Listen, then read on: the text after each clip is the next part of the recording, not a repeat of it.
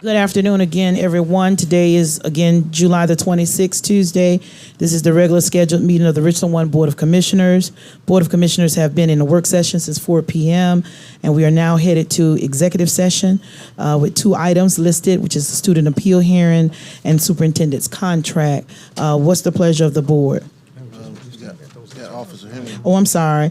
And the HR items as outlined in our agenda, which is our personnel and HR updates, administrative appointments, administrative hires, hiring of personnel. What is the pleasure of the board? Move for approval. Second. It's been moved by Commissioner Bishop, second by Commissioner Devine. We'll open the floor for any question or discussion.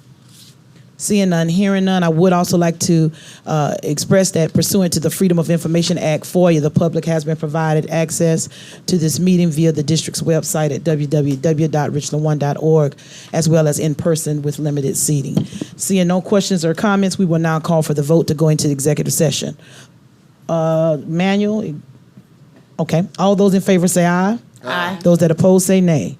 The ayes have it. Let the records reflect that the vote is unanimous and all Board of Commissioners are in attendance. Thank you. Good evening, everyone. We do want to apologize to our viewing audience as well as those that are in attendance on tonight. We are still in executive session and we will begin our meeting just shortly, but we do want to come out and let everyone know that the board is still in executive session and we will be down shortly to conduct the business of this district. Thank you. Good evening, everyone. Again, on behalf of the board, we do want to apologize for starting our public session as late as we are. The board has been in executive session until 7:45. It was motioned by Commissioner King, and it was seconded by Commissioner Devine. The vote was unanimous to come out of executive session at 7:45. We do have an agenda set before us on tonight.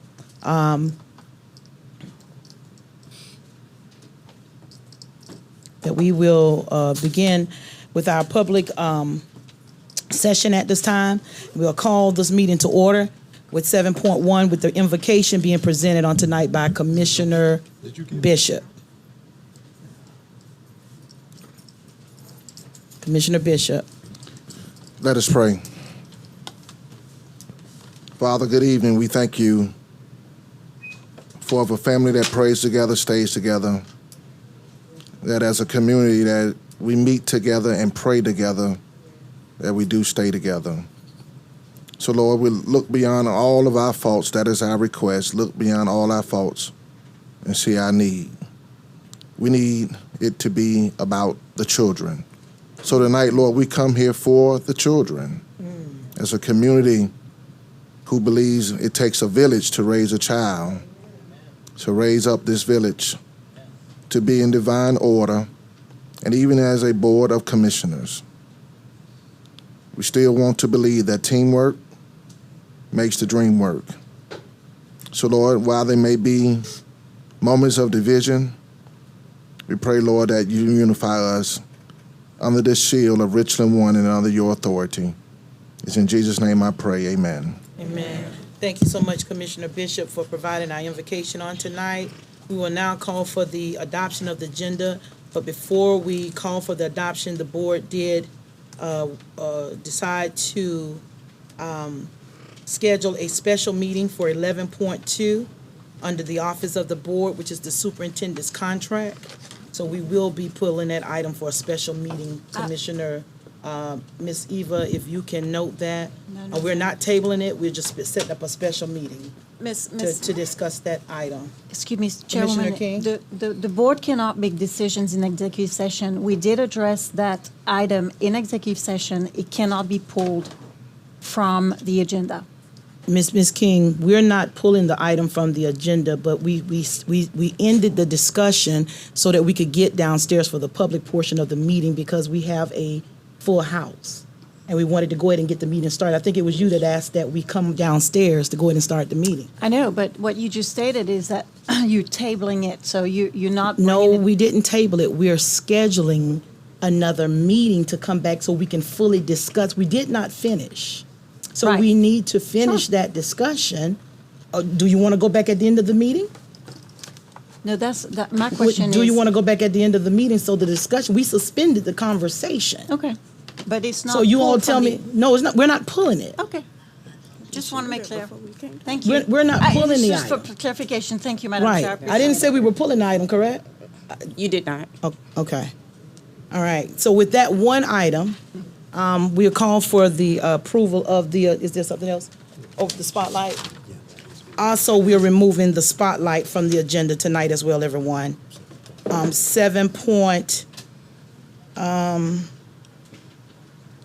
7.3, which is the school board spotlight, we will not have a spotlight on this evening. Okay, with those exceptions, what's the pleasure of the board? Commissioner Lomanat? Thank you, Chairwoman Harris. I just want to make sure I'm clear. So 11.202 is still staying on the agenda for tonight, correct? It's still on the agenda, but we want to continue the discussion. So if we want to go back to it at the end of the meeting, we can do that. But we wanted to come downstairs because we've been in session upstairs a little lengthy. So we can address this now in public and also go back if we want to afterwards. Parliamentarian? We can't pull it from the agenda. But you can table it. No. I thought you said you weren't tabling No, it. no, when you get to the item, someone can table it, or because we didn't finish the discussion. So we typically go back up and have that as one agenda item. What qualifies as finishing the discussion that would allow someone to make a motion? I mean, is there a definition of what finishing the discussion means? We didn't finish the We didn't discussion, finish so the I think discussion. people- We don't have to finish it for me to make a motion. You left, You, but it was a board discussion. I can still make a motion, right? We don't have to finish the discussion. I'll make it clear why I left. okay. It's because one commissioner stood up and started yelling and pointing his finger at me, Mr. and I'm not gonna sit there for Mr. that. Lomanat. Not gonna do it. And Mr. at me. Lomanat. So, Guys, as y'all- long as we can still make a motion, if y'all want to talk about it after the motion is voted on, that's fine. But I don't think we can pull this Guys. item from the agenda. when we get to that item, we will move forward with it. If the board desires to go back into discussion, we can do that when we get to that item. Okay? The item is not being pulled off of the agenda. Okay? Is there a motion to approve the agenda for tonight's meeting? Madam Chair, so move with the corrections that you stated earlier. Second. Okay, there's a motion to approve the agenda for tonight's meeting. It's been properly seconded by Commissioner Clyburn. We've already had discussion and conversation. At this time, we'll call for the vote. Ms. Wilson, are we manual or electronic? Electronic? All right, we call for the vote electronically. Well, that's for board spotlight. Yeah. Okay.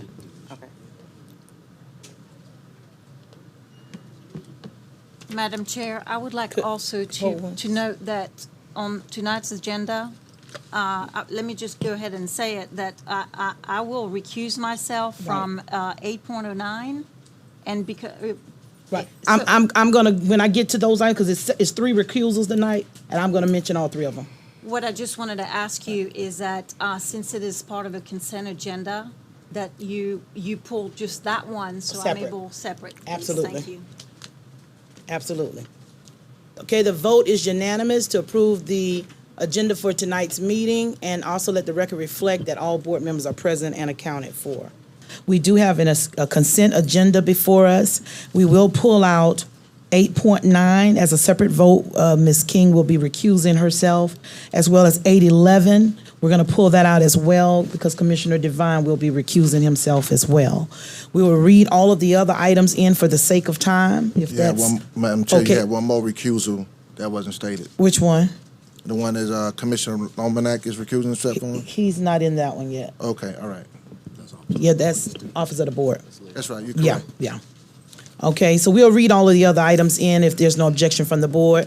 The June 28th minutes, 8.2, the June 22 financials, 8.3, contract extensions for Lexia Core 5 Learning Online subscription, contract extension for Nearpod for Clarity Plus licenses, extensions for Gizmos Online license and professional development, extension for Follett Library Manager software, extension for online educational courses, extension for elementary water safety and swimming instructions, 8.10, extension for high-speed printers and copier lease, 8.12, extension for temporary nursing staffing services.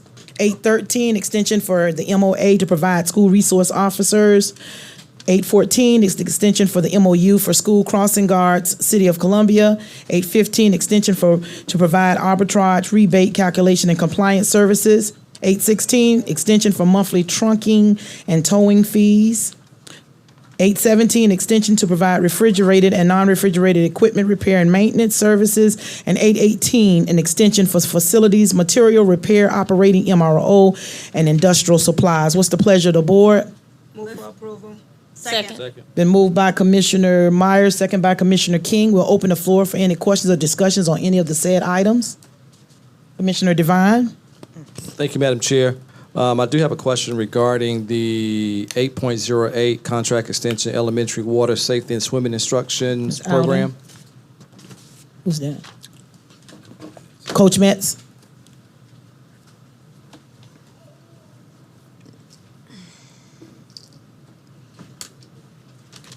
All right. Thank you, Coach, for being here. Just a few questions. First, how long have we had this program in the district? As of, for this year, now we've missed the last two, but we're looking at approximately 16 years. 16 years. And why do we start with second grade, or why do we do second graders? When the program was first established by Dr. Smith and the board and members of the cabinet, the second graders were the group that were least tested, plus the developmental age works well with the swim safety instruction. All right. And then when our students go out, can you tell us approximately how many persons, adults or lifeguards are with the students? Yes, each section, there's 8 students per one instructor in the water, a max of 8 students. And then there's 2 lifeguards that Drew Wellness have on the deck that are certified lifeguards as well. And then we do 3 sessions or 4 sessions in the mornings. And in between sessions, when the students are not in the water, they're in the large classrooms or large areas that we have where they would be doing book work or instruction with their second grade teachers. All right. And then finally, I'm not sure if this will go to you or to Dr. Witherspoon. Is there an opportunity to expand this potentially with after-school program? The problem with there's a possibility, but the problem that we would face obviously would be transportation, because during that time you have all of your routes going home, plus your athletics and activities. So it would be a huge problem with that. Plus you're lengthening then the second graders' day for that instruction as well. So it works best to do it. It's basically for each school, they do a 2-week or 4 days a week session, and they get 4 hours of instruction during that time period. All right. Very good. Thank you, Madam Chair. Commissioner Clyburn? Okay.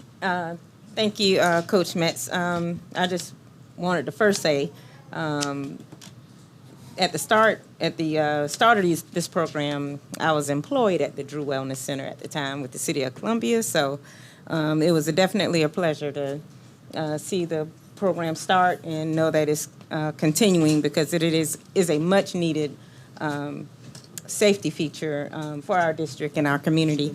So I just wanted to ask, how many students total will be served with this program, through the entire process? Well, it's the entire second grade class, and I do not have the exact number with me.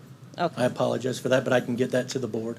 So every student in the It is offered second to every grade is second offered to grade every student in the district. That is correct. Okay, and Drew Wellness is the only facility that will be utilized for this program? Yes, we've moved we extended the hours at Drew Wellness, so we no longer are using Columbia College, Okay. which they had used in the past, but we are able to do them all at Drew Wellness, which makes it easier for transportation, classes, all of that. Okay, and just to make sure, all of these, just for the public, all of the instructors that are going to be hands-on with the kids in the water, they're water safety instructors, they're certified water They're safety certified instructors. safety and water safety instructors hired by the Swim University Club, and they are certified, yes. Thank you so much. Right, any other questions? Commissioner Myers? Quick question. Can you give us an update about the 2 years that we missed? Are those students was able to take swimming courses? Probably, I mean, we'll continue looking at it, but scheduling wise, because of testing of those third and fourth graders, it would be very difficult, as well as getting time at Drew Wellness. We have an agreement with them for the mornings, but with all of the programs that they offer in the afternoons and evenings, it will be very difficult. But we'll continue to research it and see if we can get something. But it will be very difficult. Thank you. And just a follow-up question with that, Coach Metz, is there a second location that the district can consider, maybe with USC? Or we have always done those swim lessons with our students because it helps deter. We saw an uptick of students drowning, and that was one of the reasons why this program was so important. But because of COVID, we have missed 2 years. So is it something that we can entertain, maybe talking with USC or one of our other local colleges to maybe, I think it's a week-long session? Well, it's 4 hours. They do half-hour sessions. Okay. In the water each for 4 days, and then 4 days on the second week. The issues you come across, or that we've noticed, number one, is finding certified life instructors, life safety instructors, Right. because they're using university students for Right. that. And then it's a matter of water time, Right. and the university would be an extremely expensive use of their water or their pools. We could contact and possibly try to add Columbia College again. Right. But the reason we moved to Drew Wellness was because of cost. Right. With the price at Columbia College increasing. We did at one point, for 1 year, also use the Jewish Center Right. when Columbia College was under repair. So there isn't a lot of locations that we could use that are indoor Right. swimming pools, and that becomes another issue. Okay. Can we at least try? If we Yeah, can look into that, We're because looking into it, and we've Okay. been talking about it. It's just been, it's very, to try and figure out where we could fit them in along their testing. Right. Because you're looking at the same type of schedule that the second graders, the same number of students. So you're looking at taking kids out of school, from each school for 2 weeks in the mornings or in the afternoons during their instructional time. And so that becomes an issue with that as well. Okay. All right. Any other questions? Commissioner Lominac? Thank you, Chairwoman Harris. So do we have to pay Drew Wellness separate from the amount that's in this contract No, we have an agreement with them that we do not pay them for the use of the pool. at all? Fantastic. Okay, thank you. Any other questions? Commissioner King? Just a remark, this is actually not a swimming program. I have to be No, very it's a- careful. it's a It's a li- water safety. safety program. That is correct. Because I gotta tell you, I mean, there are kids that are brilliant, of course, right? But in 2 weeks, you don't really teach a kid necessarily to swim. So we've Yes. got to make that It distinction. is a water safety Yeah, water safety instruction. instruction, yes. And I just wanted to point Ms. out, Clever. Chairwoman Harris did bring up the statistic that was prevalent in our community, especially the black community, where our kids were drowning at alarming rates.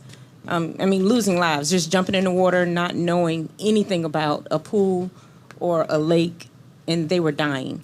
So, like I said, I was working at Drew Wellness, and I remember this conversation, the meetings that we had with the school district, and this was something, they called it water safety instruction for a reason. They never tried to make it seem like swim lessons or, these kids were going to be fish, after the end of 2 weeks and, go for the Olympic trials. So this is not what this is about. So I just want people to understand and know this is just about saving our children's lives, for unnecessary reasons. They were dying. So I just want to clarify that. Okay. Thank you so much, Coach Metz. Are there any other questions on any of the items as previously mentioned? If not, we will call for the vote. We are voting on all items with the exception of 8.9 and 8.11.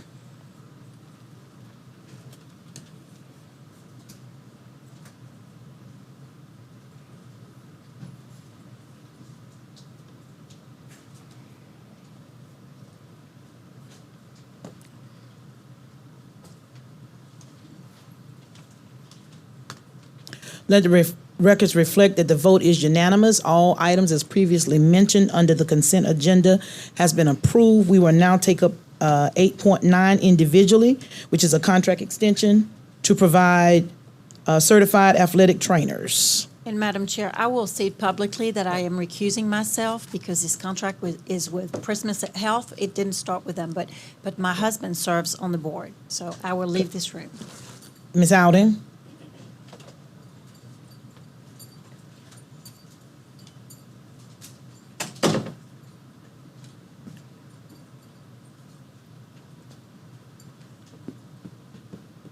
Madam Chair, members of the board, Dr. Witherspoon, the administration is requesting approval to extend the contract to Prisma Health Columbia to provide certified athletic trainers. The administration so recommends. You've heard the recommendation of the administration. What's the pleasure of the board? Move for approval. Second. Moved by Commissioner Myers, been seconded by Commissioner Clyburn. We are now at the point of question or discussion. Floor is now open. Seeing none, hearing none, we will call for the vote.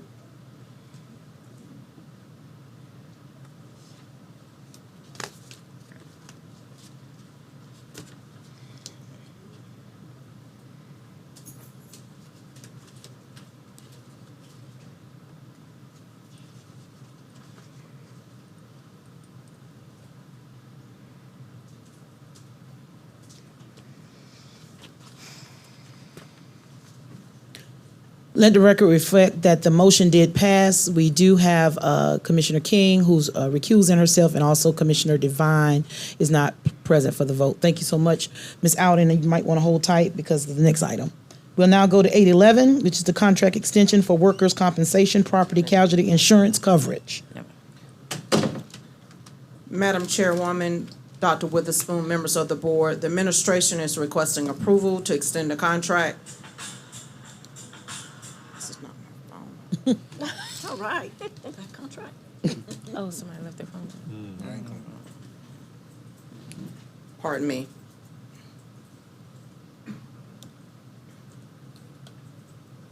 Madam Chairwoman, Dr. Witherspoon, members of the board, the administration is requesting approval to extend the contract to Skisbit, South Carolina Boards Insurance Trust to provide workers' compensation and property casualty insurance coverage. The administration so recommends. You've heard the recommendation of the administration. What's the pleasure of the board? Move for approval. Second. Been moved by Commissioner Myers, second by Commissioner King. We'll now open the floor for question or discussion. Seeing none, hearing none, we will call for the vote.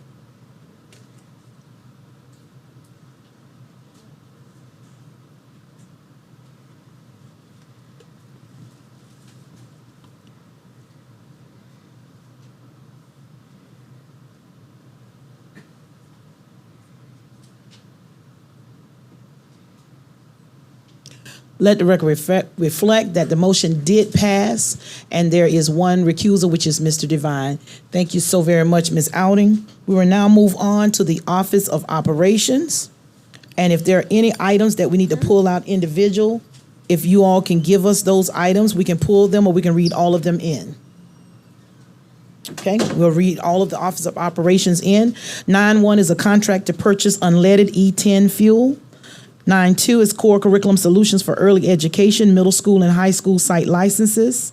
9.3 is online educational software courses. 9.4 is perishable milk products. 9.5 is to provide student athletic sport accident injury insurance. 9.6 is a contract for guided reading book collection Fontas and Pinnell. And 9.7 is the SAVVAS Elevate Science Kits. What's the pleasure of the board? Move for approval. Second. Moved by Commissioner King, second by Commissioner Devine. We'll now open the floor for any questions on any of the listed items. Okay, seeing none, hearing none, we will call for the vote.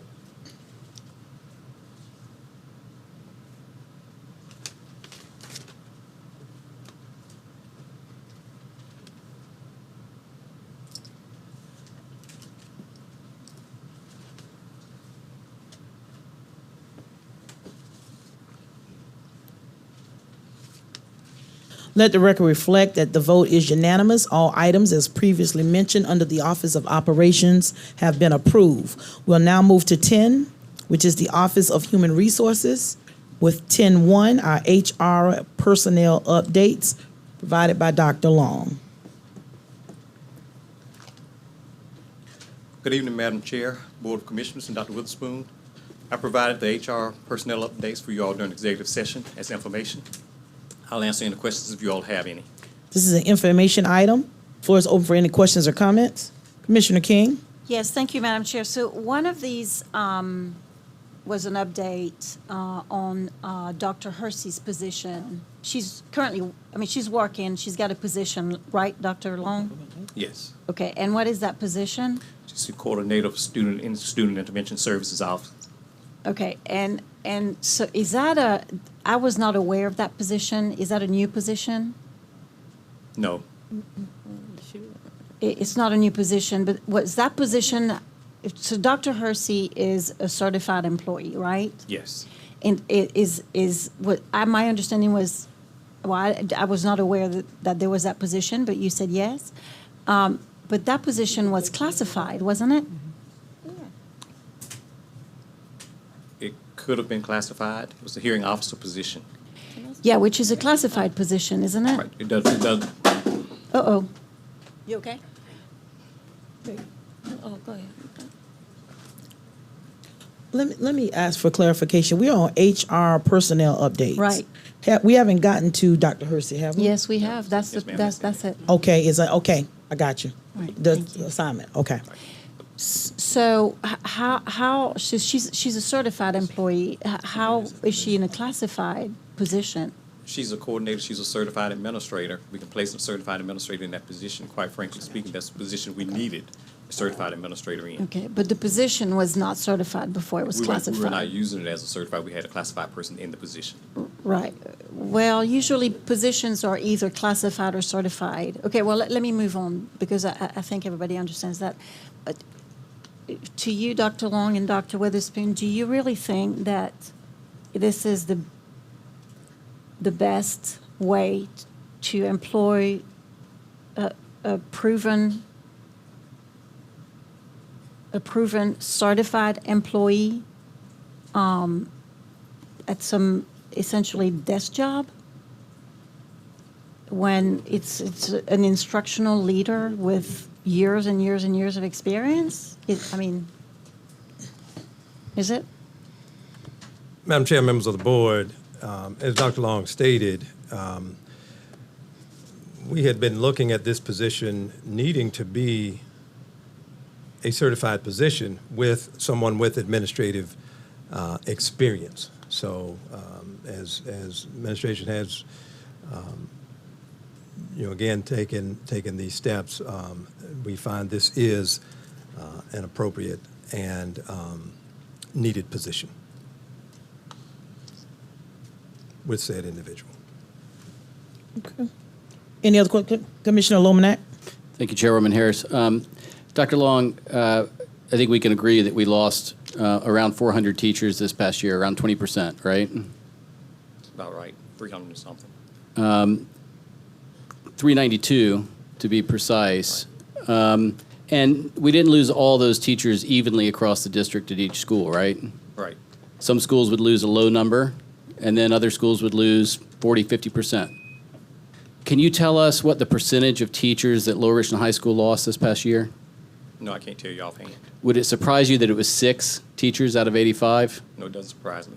And if that's accurate, would that not constitute one of the lowest teacher turnover rates in the district? Might be one of them. Thank you. Any other questions from any other board member? All right. I had a question. Commissioner Clyburn. So the position, this position that Dr. Hersey is now in, the person that previously held that, was it that Miss Meriwether? Minnie Meriwether? Is it first name? Oh, it was Miss called Meriwether. Yeah, Miss Meriwether. Meriwether. So Sharon Meriwether.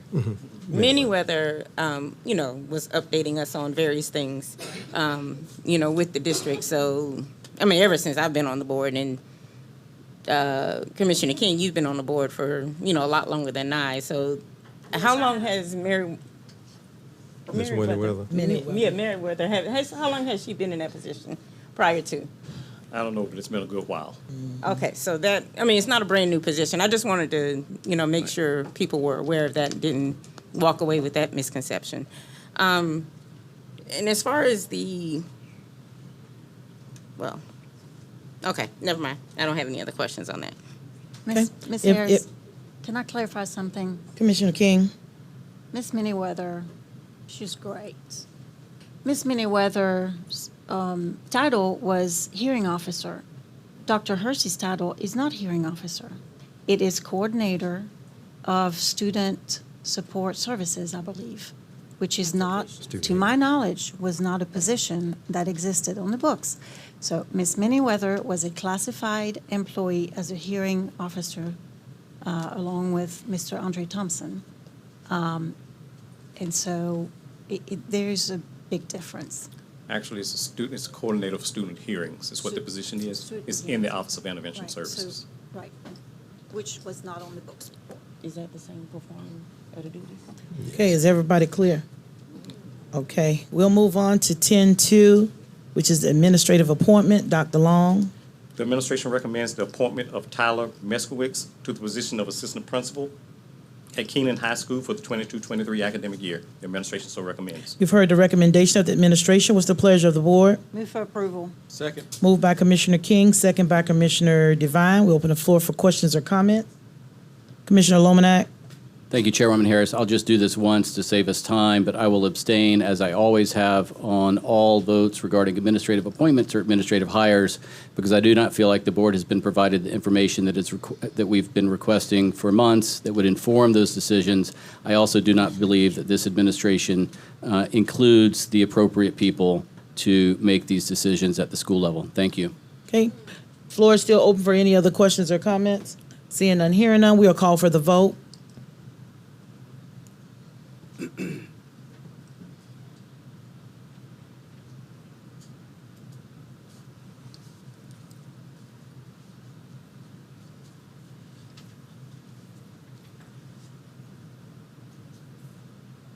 Let the record reflect that the motion did pass. The vote is 6 yeas and 1 abstention.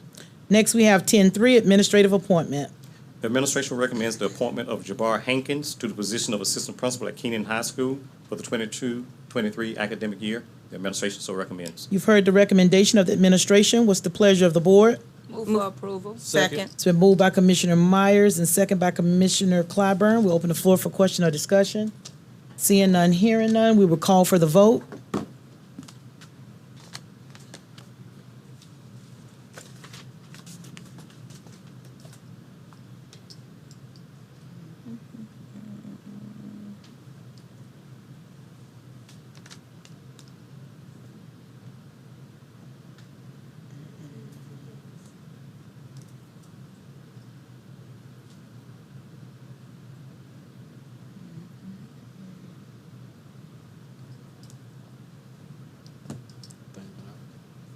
You went out.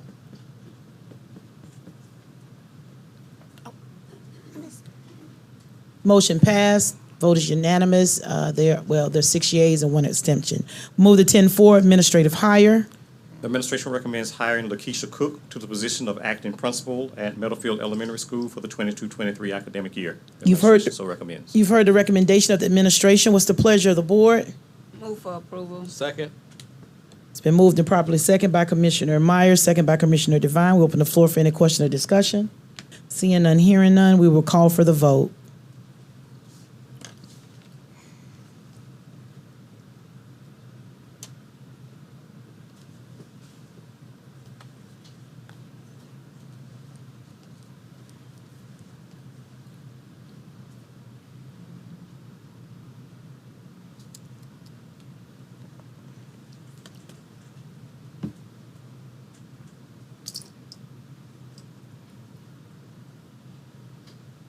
Record reflects 6 yeas and 1 abstention. The motion did pass. We'll now move to 10.5, which is an administrative hire. The administration recommends hiring Dion Sturdivant to the position of Director of Elementary Education in the Office of Teaching and Learning for the 22-23 academic year. The administration so recommends. You've heard the recommendation of the administration. What's the pleasure of the board? Move for approval. Second. Been moved by Commissioner Bishop, second by Commissioner Devine. We open the floor for question or discussion. Commissioner King? Yes, so so we already voted on this position once which tells me that the first person that we voted in did not accept the position.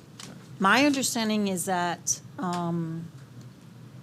that fell through because the salary had not been disclosed until after we had voted. So this person here, at which point does HR discuss salary with employees, new hires? I discuss salaries with employees prior to coming to board meetings. Yes. Any other? So they know, now they know the range, right? I mean, the range is sort of posted, It's posted, right. where they fall based on their qualifications and the interviews, then at that point, you discuss what their years of experience, et cetera, Yes. what they would get. Yes, sometimes we're put on hold by them to say that they want to come back, get back with us as far as salary is concerned. And so we don't stop the process. We continue with the process. And then they'll come back and tell us no. Or they get offered something else in their own district to match what we've offered. So the last one said yes and then changed. I don't remember what he did, but Okay, we might have wow. been put on hold with that last one.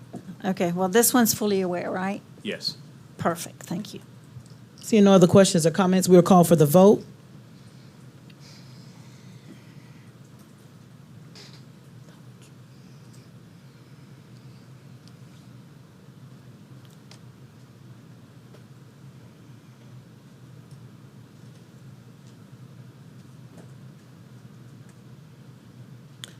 Let the record reflect. Vote is unanimous. Vote is 7-0.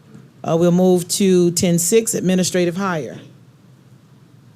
The administration recommends hiring Walter Clark to the position of Coordinator of Instructional Services in the Office of Teaching and Learning for the 22-23 academic year. The administration so recommends. You've heard the recommendation of the administration. What's the pleasure of the board? Move for approval. Second. The move by Commissioner Bishop, second by Commissioner Devine. We'll open the floor for any questions or comments.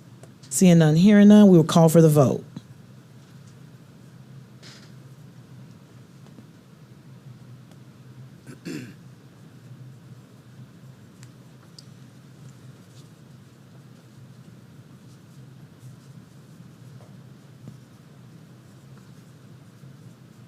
Let the record reflect, the vote is unanimous. The administrative hire, as previously stated in 10-6, has been approved. 10-7, administrative hire. The administration recommends hiring Dr. Katira Singletary to the position of Coordinator of Instructional Services in the Office of Teaching and Learning for the 22-23 academic year. The administration so recommends. You've heard the recommendation of the administration. What's the pleasure of the board? Move for approval. Second. It's been moved by Commissioner Clyburn, second by Commissioner Devine. We'll open the floor for questions or comments. Seeing none, hearing none, we will call for the vote.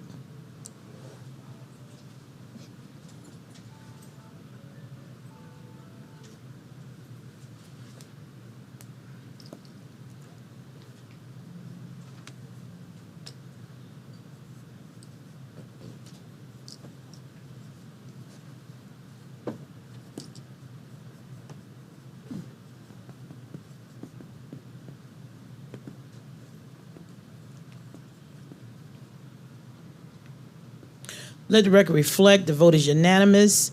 10.7, administrative appointment has been approved. 10.8, administrative hire. The administration recommends hiring Kimberly Jeter to the position of Assistant Principal at Keenan High School for the 22-23 academic year. The administration so recommends. You've heard the recommendation of the administration. What's the pleasure of the board? Move for approval. Second. Moved by Commissioner Bishop, second by Commissioner Myers. We'll open the floor for any questions or comments. Seeing none, hearing none, we will call for the vote.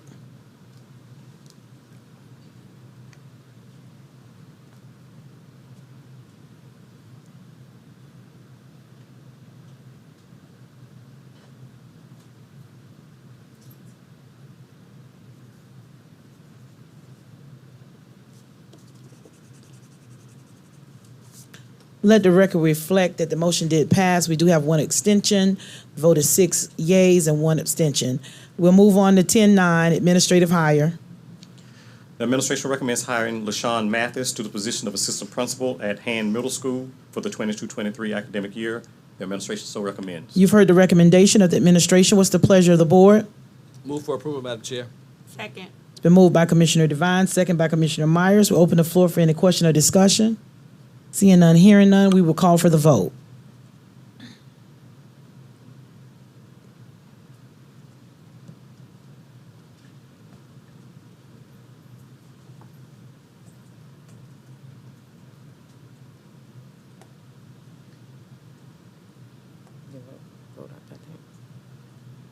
Let the record reflect the vote of 6 yeas and 1 abstention. Motion did pass. Administrative hire in 10-9 has been approved. 10-10, administrative hire. The administration recommends hiring Dr. Basanya Bryant-Spann to the position of assistant principal at Watkins Nance Elementary School for the 22-23 academic year. The administration so recommends. You've heard the recommendation of the administration. What's the pleasure of the board? Move for approval, Madam Chair. Second. It's been moved by Commissioner Devine, second by Commissioner Clyburn. We'll now open the floor for any question or discussion. Seeing none, hearing none, we will call for the vote.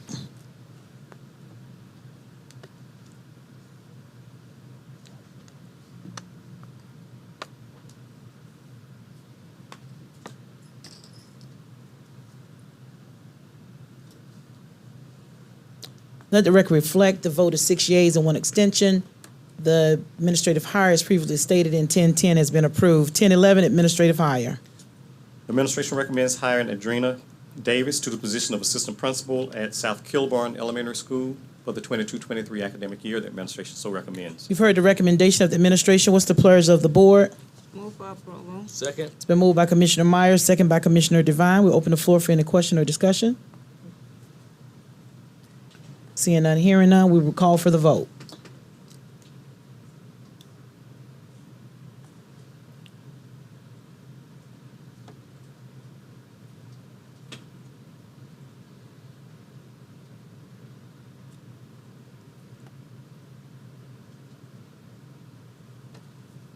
Let the record reflect 6 yeas, 1 abstention. Administrative hire, as previously mentioned in 10-11, has been approved. 10-12, administrative hire. The administration recommends hiring Lenosha Stokes to the position of assistant principal at Kaufman Road Elementary School for the 22-23 academic year. The administration so recommends. You've heard the recommendation of the administration. What's the pleasure of the board? Move for approval. Second. It's been moved by Commissioner Myers, been seconded by Commissioner Devine. We'll open the floor for any question or discussion. Seeing none, hearing none, we will call for the vote.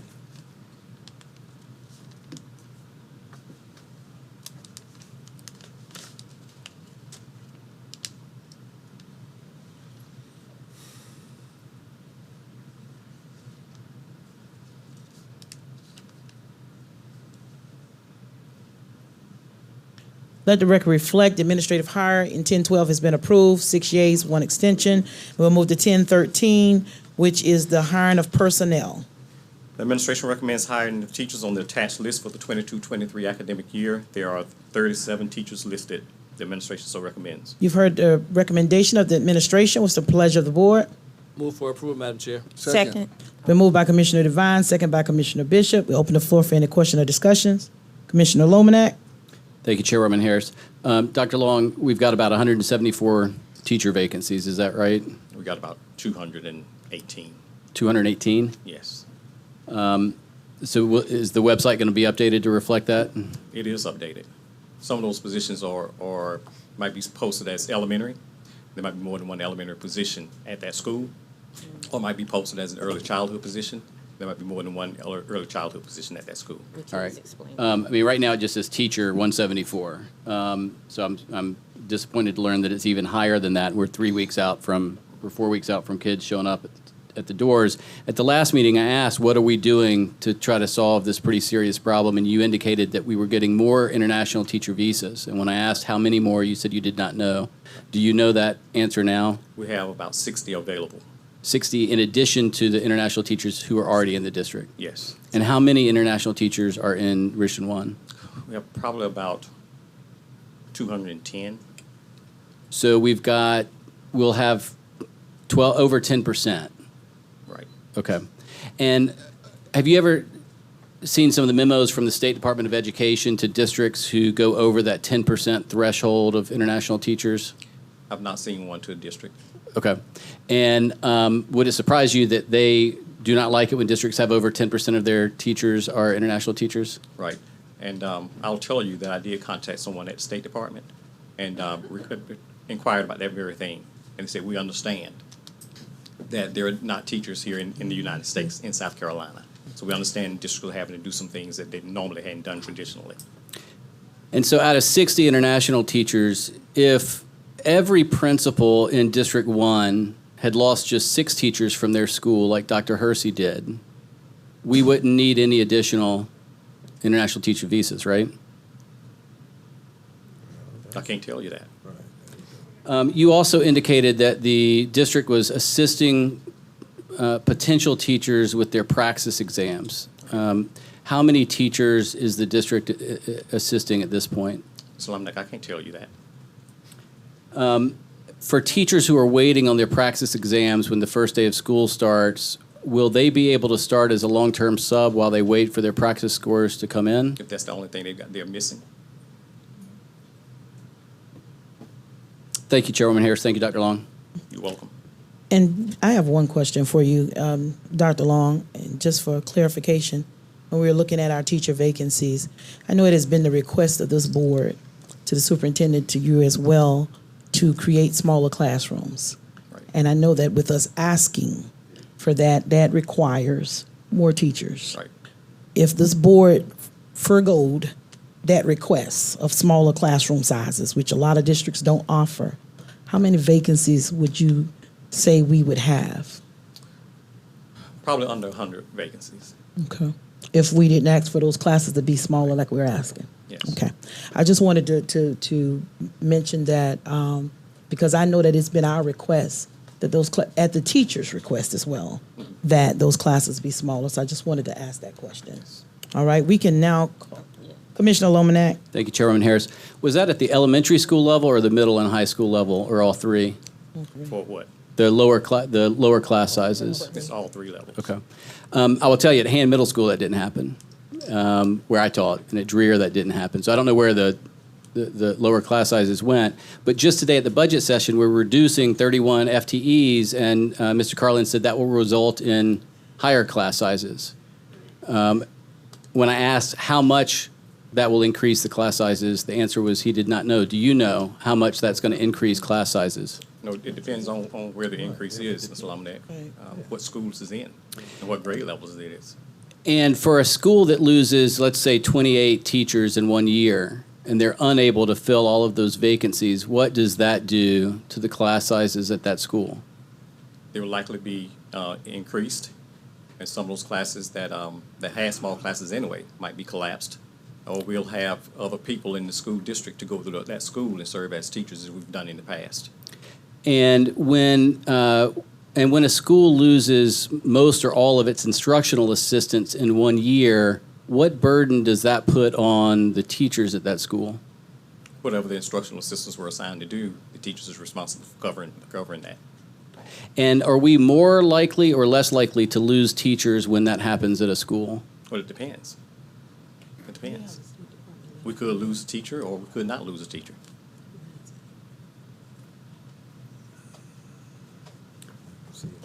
Are there any more questions? For the international teachers, we're trying to avoid teacher turnover. And the international teachers, that's baked into the system because they have to return at some point, right? After about 5 years, Okay, sometimes 3 years even, right? if they don't get an extension. Right. Usually they do get an extension, though. So 12% of our teaching workforce can't be here more than 5 years at the most, right? No, that's not so. Because when they're done with their J visa, we sponsor teachers here also. So they move into an H-1B. And how many teachers have we sponsored on the H-1B visa plan? I don't know, Mr. Lomanak, if you told me about these numbers, I'd have been prepared for you with numbers for all of our staff. Do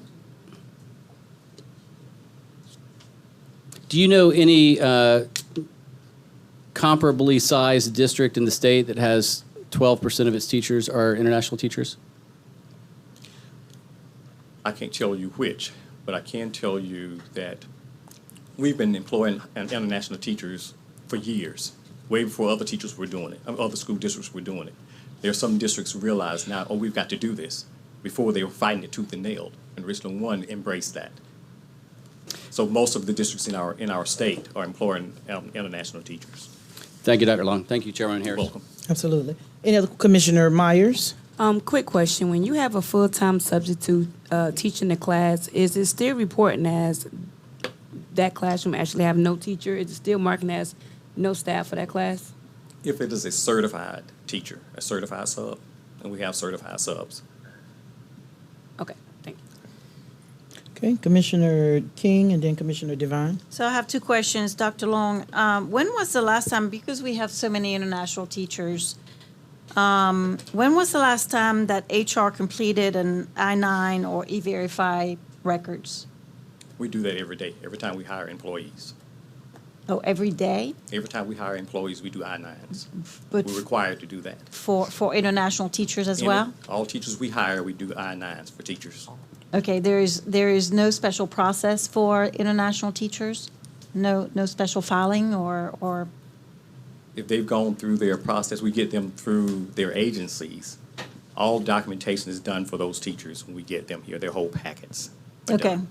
All right, and then my second question is, why do we not have, because we have so many international teachers, why do we not have, and this is more of a board question as well, or something to put on the radar, we currently do not have a policy around international hiring and documentation and audit. Do you think that would be advisable to set a policy, to have a policy regarding that? We could possibly look at that. Okay, thank you. Okay. Commissioner Devine. Thank you. Dr. Loman, oh, Lord. Dr. Long, I'm sorry. Can you tell us what are we doing to retain the current staff, the current teachers that we currently have here now? We have a pretty robust incentive plan. And as a matter of fact, some of that is in the budget for this upcoming year. So I can't tell you what it is until you all have approved it. But our teachers have opportunities in the school district. They have opportunities for advancement. They have opportunities for training. And those are some of the things that teachers say they want. They have an opportunity for their voice. They're able to meet with the superintendent. They meet with me. They meet with other leaders and provide opportunities, provide advisement on things we need to do in the district to stay, for them to stay in the district. We conduct stay interviews on our veteran teachers and listen to some of what they say. And again, some of that's what's in the budget, as a matter of fact, based upon things they've told us. So they get opportunities here in our school district because our district is pretty good size. Okay, very good. Thank you. All right, Commissioner Bishop. Hey, thank you, Chairwoman. Dr. Long, maybe a few questions. One is, how many schools do we staff our teachers? How many schools are staffed with teachers? We have 52 locations. 52 locations. So we have about 200 vacancies. In a ratio, there's almost 4 teachers per school. Yeah, if you look at it like that. All right, my second question is anyone in our schools currently 100% capacity, meaning teachers, fully staffed? We have some. Okay. Now, my last question is, with this pipeline of talent or teacher development coming out to school, not the school district, the colleges, is this a situation that's just impacting Richland 1 or statewide or nationwide? No, what pipeline of talent are you referring? Meaning, does the school, the colleges produce enough talent, meaning teachers, coming out for all schools to be 100% capacity? Certainly not. No. So this is a problem that's everywhere where we don't have enough talent that are teachers that are coming out.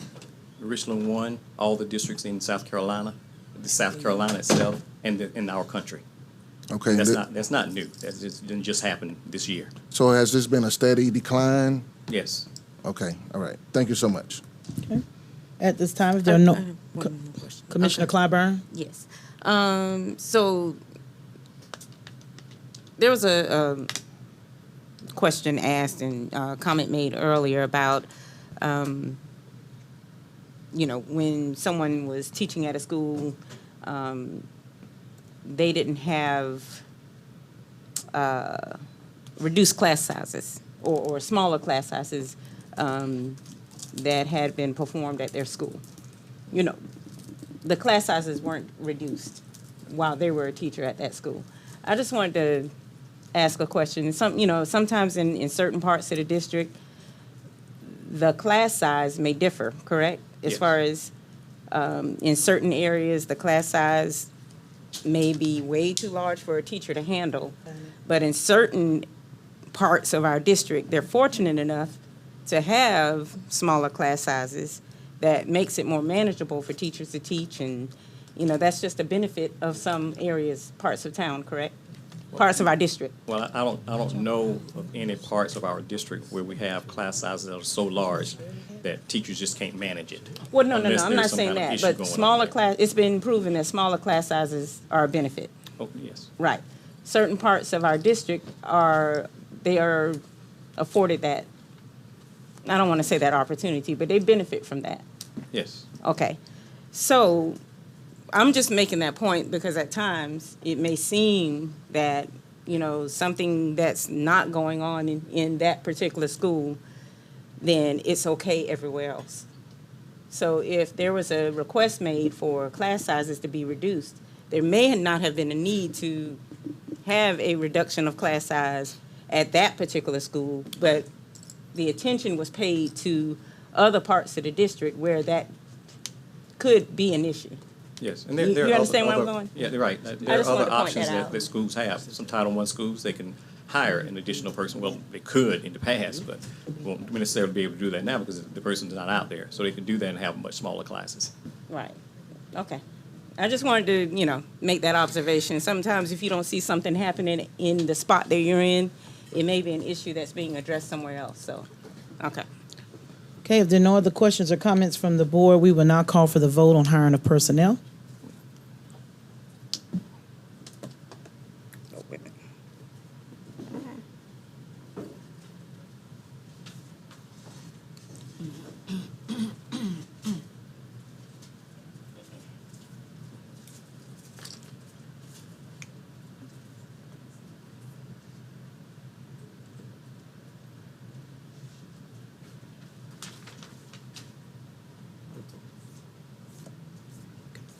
Let the record reflect the vote is unanimous. All of the hiring of personnel, as previously stated in 1013, has been approved. Thank you so much, Dr. Long.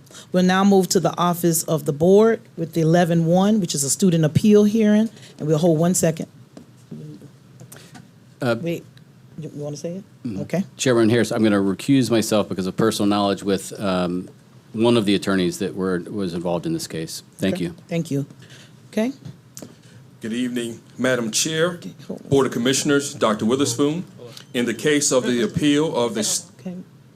To the door, sir. Now you go. Start again. okay. Good evening, Madam Chair, Board of Commissioners, and Dr. Witherspoon. In the case of the appeal of the student with the initials AR, the administration recommends that the board uphold the decision made by the hearing office. The administration so recommends. You've heard the recommendation of the administration. What's the pleasure of the board? Commissioner Devine? Madam Chair, I have a motion. I move that we uphold the recommendation of the administration with the understanding the administration will explore educational options for the student with the initials AR. Second. Okay, there is a substitute motion on the floor to accept the recommendation of the administration to uphold, but with the addition of providing educational services for the student as stated in this particular matter. It's been provide options. Educational options. With it being second by Commissioner King, we'll open the floor now for question or discussion. Seeing none, hearing none, we will call for the vote.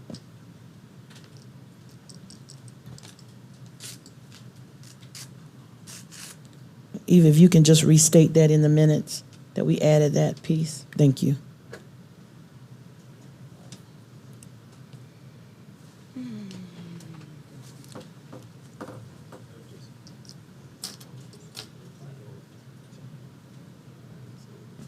You good. We got this now. We got it. We got it. Mr. Devine, you want to let him? I'll let him. Let the record reflect that the motion did pass, and with one abstention from Commissioner Lomanak. Thank you so much, Mr. Smalls. We will now move to 11-2, which is the superintendent's contract. This was a discussion in which I don't know if the board wants to table it or set up a meeting or what it is that we're planning to do. Set up a meeting, I think. Schedule a meeting. Did y'all hear me? Madam Chair, Yes, sir. I move that we move this item to another date so that we can have full discussion with the superintendent regarding the superintendent's contract. Second. Second. There's a motion on the floor to move the superintendent's contract discussion to another date. That was stated by Commissioner Devine. It's been seconded by Commissioner Bishop. We'll open the floor for question or discussion. Commissioner Lomanak? Thank you, Chairwoman Harris. It's my understanding that you can't table something until the motion's been made. A motion can be made and either not seconded and it dies, or if it's seconded, someone can make a superseding motion to table it, but you can't table an item that hasn't made its way to a motion. Nobody said table. Mr. Lomanak, he didn't table the item. He made a motion to move the meeting to another date that we could have discussion with the superintendent, and it was properly seconded. That is what tabling is. No, it wasn't tabled. Tabled means we are not going to discuss it at all at this time. So I cannot, if we table this, I cannot make my motion regarding the superintendent's contract. Or if we postpone it, so parliamentarian, if you could please explain the difference between a postponement and a table. I don't think we postponed. We're saying, now, if you guys want to go into session, back into executive session, we can do that. But I don't want these folks to sit here to 11, 12 o'clock. But if we need to burn the midnight oil, we can do that. You all say what we need to do. But going back and forth, we've got to decide, do we want to finish this matter tonight? If we're not prepared to finish this matter tonight, then we need to pick another day. It can be tomorrow. It was finished. No, it was not finished because it was not finished, Commissioner King. I guess this is my point. What is the motion called that's removing an agenda item and putting it on a later date if it's not either a table or a postponement? Doesn't it fall into one of those two categories? Mr. Lomanak, that's beyond the point. Would you like to return back upstairs? If that's what we want to do, we can do that. I think we're okay. I'd like an explanation from the parliamentarian about why this isn't either a table or a postponement, because that does matter in terms of procedure, right? The meeting. Can we get some legal? Can we request legal advisement at this time? Do we need to go into an executive session to receive legal advice? Madam Chair, this is a procedure. Yes, sir. It's a procedural matter, does not implicate the district's legal interest. Thank you. If there is a main motion, regardless as to what it is, moved in second, that motion can then be substituted or it can be amended. Right. So the ultimate outcome is irrelevant. The question is, which direction is the matter being moved to from there? So it's not how you style it. It is the action that is put before the board and what vote is taken. Since we're talking rules of procedure, the motion comes forward to do whatever you choose to do. Right. That motion is either second, and if it is, then it is carried, or it's substitute, or it is amended, whichever. And whatever the outcome is what the body will ultimately do. Right. So, Attorney Boykins, there was a motion made to schedule another day. It's been properly seconded. That would have been a main motion. Right. And that motion could be second. If you said it was, then the motion is carried. Right. Any member may be recognized and may offer to amend the motion or offer a substitute motion. Correct. Thank you. Commissioner Lomanak. Thank you, Chairwoman Harris. I move to substitute that motion with a motion to terminate pursuant to 11D of the 2015 contract, Dr. Witherspoon's contract with Richland School District 1. Second. Okay, there's a motion on the floor by Commissioner Lomanak to terminate, and it's been properly seconded by Commissioner King. We will open the floor for question or discussion. Seeing none, Commissioner Lomanak. I'd like to discuss my own motion. I don't make this motion lightly. And when I got on this school board, I never envisioned that this is where we would be. In a November work session, my very first board meeting, I believe, I was told that teachers indicated that they had all the support they needed in this district. I used the word appalled to describe hearing that. That is so contrary to what I've heard for a long time from teachers and staff in Richland 1. I predicted in November that we would lose close to 400 teachers at the end of the year. I was off by maybe 8. It looks like we've lost 392, as I stated earlier. We have lost a larger percentage of our teachers than any district in the state that I can find. That is a disaster for our students. I have consistently requested data regarding the teachers leaving our district, and I have been met with a refusal to provide it or excuses for why it can't be provided. And speaking of excuses, every time I talk about us losing more teachers than any other district, we just come up with excuses.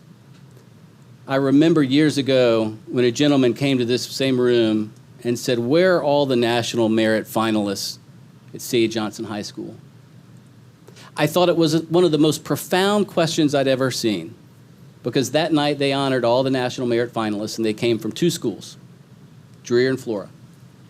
And I spoke with that gentleman afterward, and I said, those national merit finalists are walking around C.A. Johnson, but we're not doing our job to make sure that they have the same chance. I have lost confidence that we can head in the right direction. I believe we are headed in the wrong direction. I think Dr. Hersey is only one example of us heading towards a ditch, and I think that we need new leadership to steer us out of that ditch, to quit bleeding teachers. And let me say this, the students who need us the most are the ones that are impacted the most when we're losing 20% of our teachers. I saw it every day as a teacher in this district, starting in 2005, and I saw it every day that I was running my nonprofit in this district. Those are the kids we're hurting the most. I know that this is not a fun motion to make. I don't take it lightly. I don't enjoy doing it. I don't have any real belief that it will pass, but I felt like it was my obligation that we move in a different direction, and that is the only way I think that we can best serve our students. Thank you, Chairwoman Harris. Floor is open for additional questions or comments.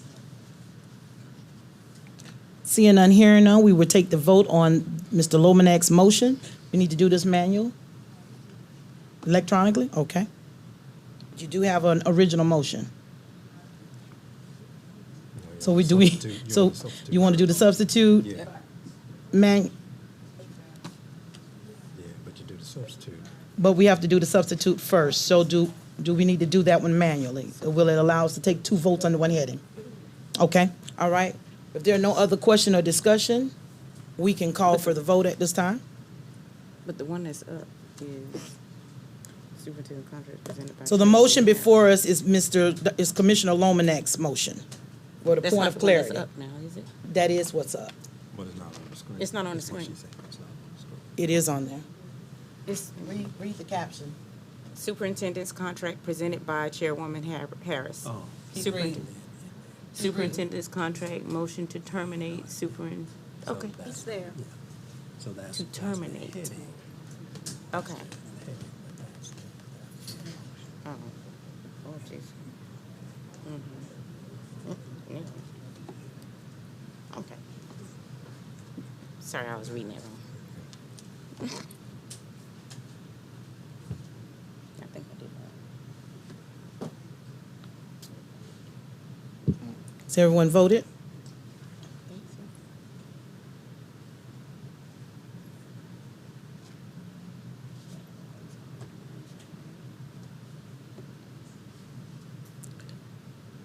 Let the record reflect that the motion did fail. The vote is 2 yeas and 5 nays. We'll go back to the original motion, which is the motion that was made by Commissioner Devine to schedule a separate session to discuss the superintendent's contract. It was properly seconded by Commissioner Clyburn. We will now, if there's no conversation or questions to discuss that, we can move forward with the vote on that. Any questions or comments? Seeing none, hearing none, we'll move for the vote on the original motion.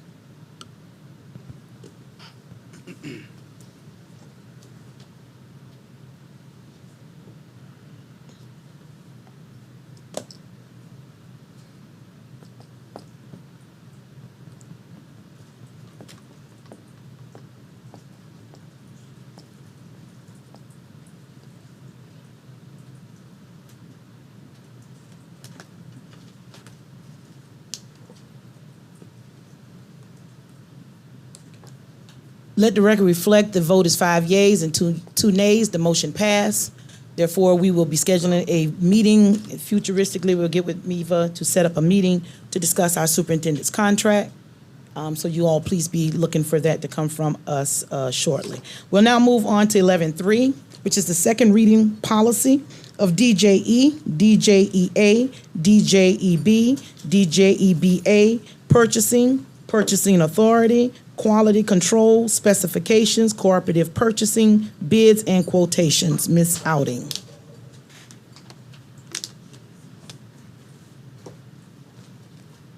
Chairwoman Harris, members of the board, Dr. Witherspoon, the administration is presenting second reading approval of policy DJE, DJEA, DJEB, DJEBA, purchasing authority, quality control, specifications, cooperative purchasing, bid, and quotations. The changes are outlined in red. The administration so recommends. You've heard the recommendation of the administration. What's the pleasure of the board?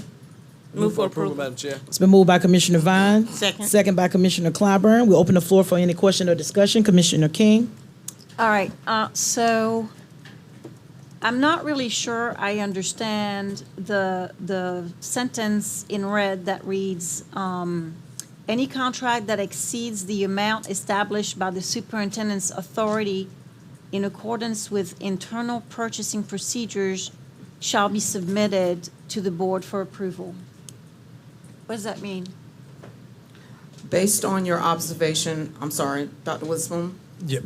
Madam Chair, members of the board, Ms. King, the feedback that we did receive during first reading was that if there were contracts, as board has voted on tonight, that through the course of it's a 5-year and there's a year 2 or year 3 or so forth, that say more licenses are needed or some variation, that, and we're codifying this, and we have done this, as a practice, have come back to the board for approval, and your ask was that to be formally put in here, and that's the result of this. Okay, I appreciate the effort, but did not quite translate to what I meant.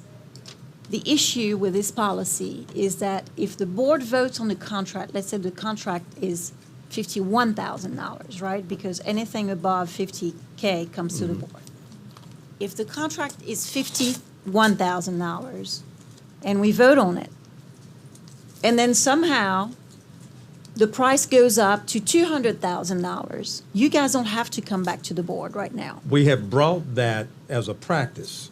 That But a has practice is been- not a policy, and so it needs to be in policy. We don't govern by Thus, practices. the insertion of that language. But that's not on what the on insertion third. says. So if I can help with the language, it would be something like this.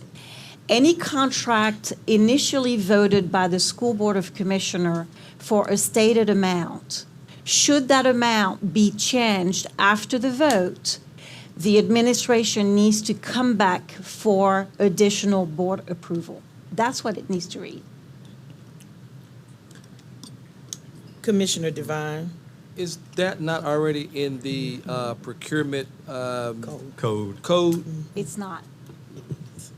It is for administrators, Mr. Devine, very clearly, actually, for administrators or district employees. I can't point you exactly, but I'll be glad to do the research for you.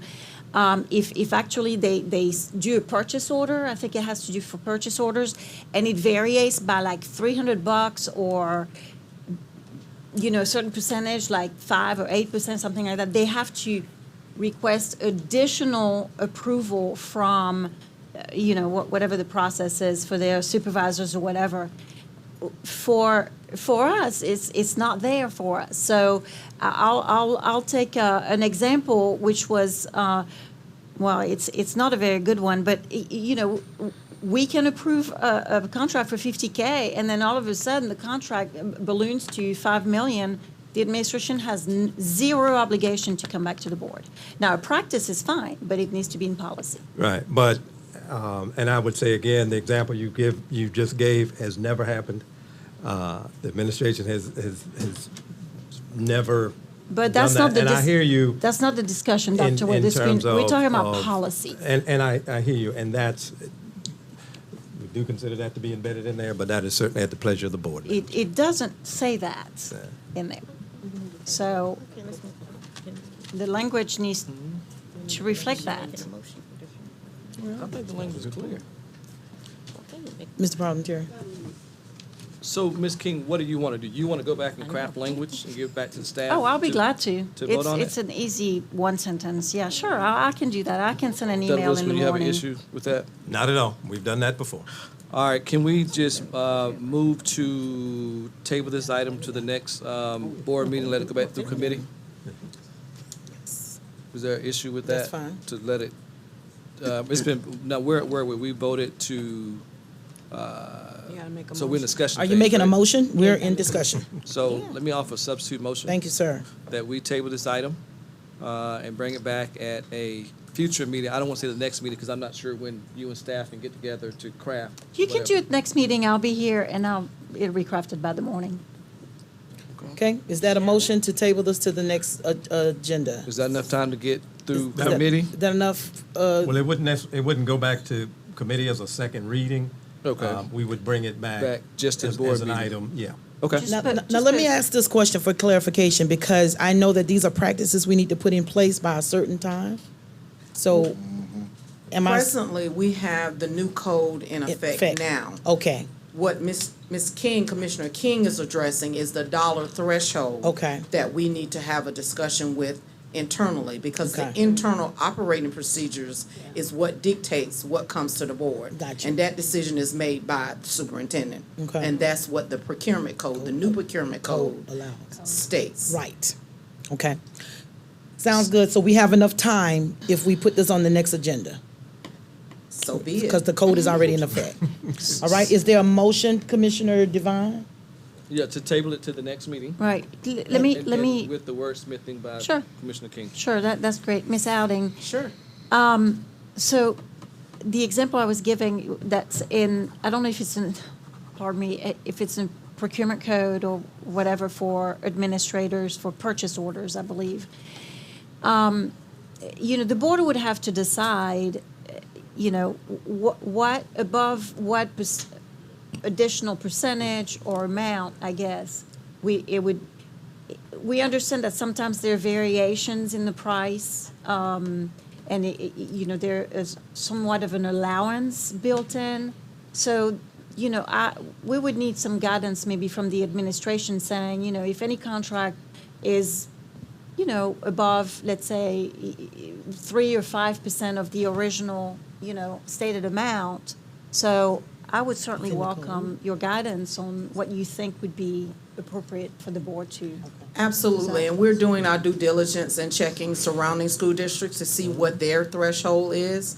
But again, as the procurement code that was approved from the state, the model state procurement code for school districts, it does not have a dollar amount in it. They leave that decisions to the administration meaning the superintendent. So we've had some discussions, we've done our due diligence, and we have some recommendations that we presented to the administration. And we'll come back, based on your recommendation, have a substitute motion and take that into consideration. Okay, thank you, I appreciate it. Thank you so much, Ms. Allen. Were we supposed to vote, or we already done that? No, second. I You got second. a second. Okay, so we tabling this to the next meeting, Got to vote on it. and Jamie Devine made the motion. It's been Second. Second by Commissioner Lomanak. We've had discussion, lots of discussion. Now we calling for the vote. Do we need to do the vote electronically? Electronically, awesome.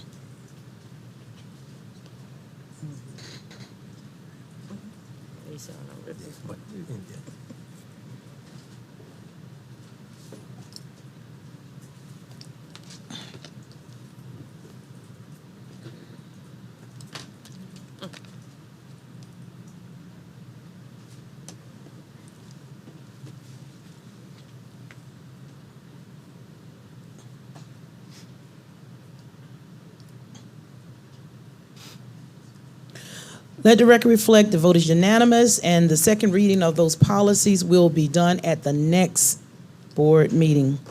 We will now move on to 11.4, which is the third reading approval of the fiscal year 2022-23 23 general fund budget. Madam Chair, members of the board, Dr. Witherspoon, the administration requests approval of the third reading of the fiscal year 23 general fund budget. Since the June 28, 2022 second reading, the administration have made adjustments to the fiscal year 23 budget. Since second reading, the following changes have been made to the budget: additional reductions in department budgets, adjust staffing allocations, reduce 31 FTEs, added non-certified staff to pay out of excess of 90 days sick. Teachers were originally on that. We're adding the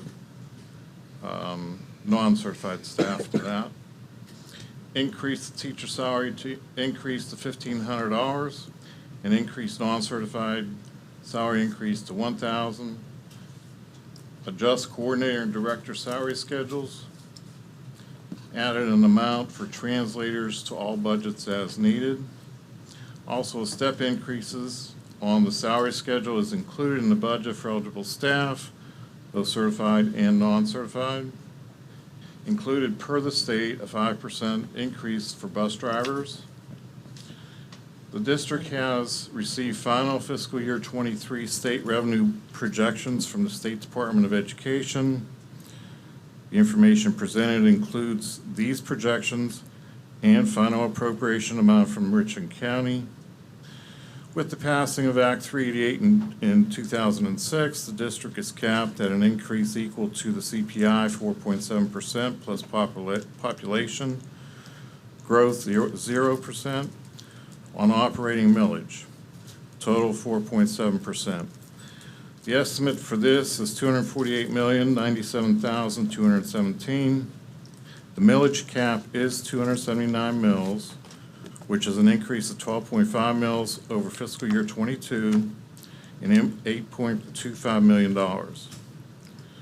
The request to the county was for the no millage increase. The attached schedules are based on needs-based budget. The administration recommends approval of the fiscal year 23 general fund budget in the amount of $358,676,520. The administration so recommends. You've heard the recommendation of the administration. What's the pleasure of the board? Move for approval, Madam Chair. Second. Been moved by Commissioner Devine, second by Commissioner Clyburn.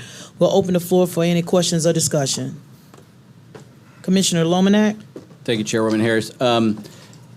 I just wanted to point out some things that I thought were really important that you added in here, and I recognize every time that you add something to a budget, it makes it harder to balance it, and you've got to find other places to cut, and that's very difficult.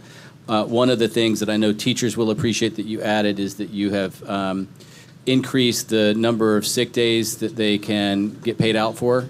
And I know that's something that they've been asking for.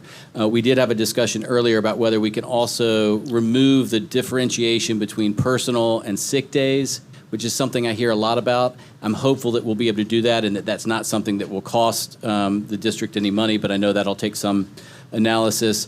And I also raised earlier today at our budget workshop looking at a family leave policy. I know that we cannot do that today, and I know that me raising it at this point in the budget process, I am not going to, obviously I'm voting yes on this budget. I don't think we really have a choice. I'm sure that everybody has some disagreement with some line item in here, and I don't think that that's warrants voting no ever. And so I do understand that, but I do want to say that I do think we should look at a family leave policy.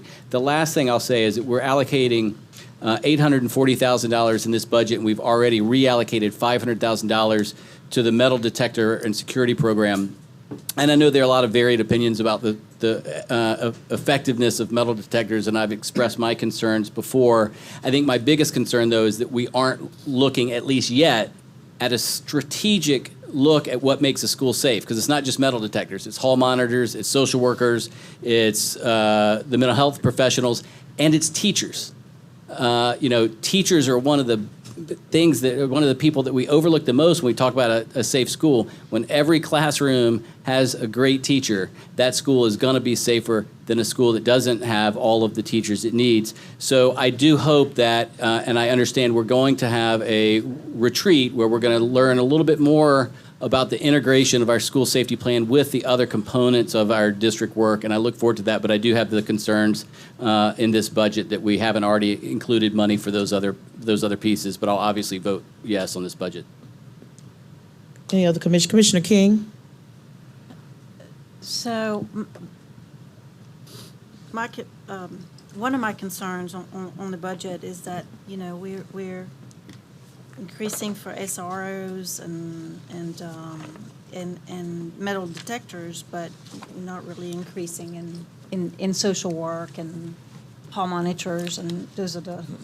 Social workers are in the ESSER program. We have 27 in there, and we cannot hire them. We can't get any hired. Okay. Not that we So, don't want to. Hall but- monitors, you more But boots I'm on the just ground. using that as an example. Right. Well, it does concern me based on the discussion that we had, earlier with Mr. Brown. I do think that it's important to address security. I mean, everybody knows that. But it does concerning me that we don't have a general plan and that we're really focusing on metal detectors. But what also really concerns me when we're on the eve of voting the third budget reading,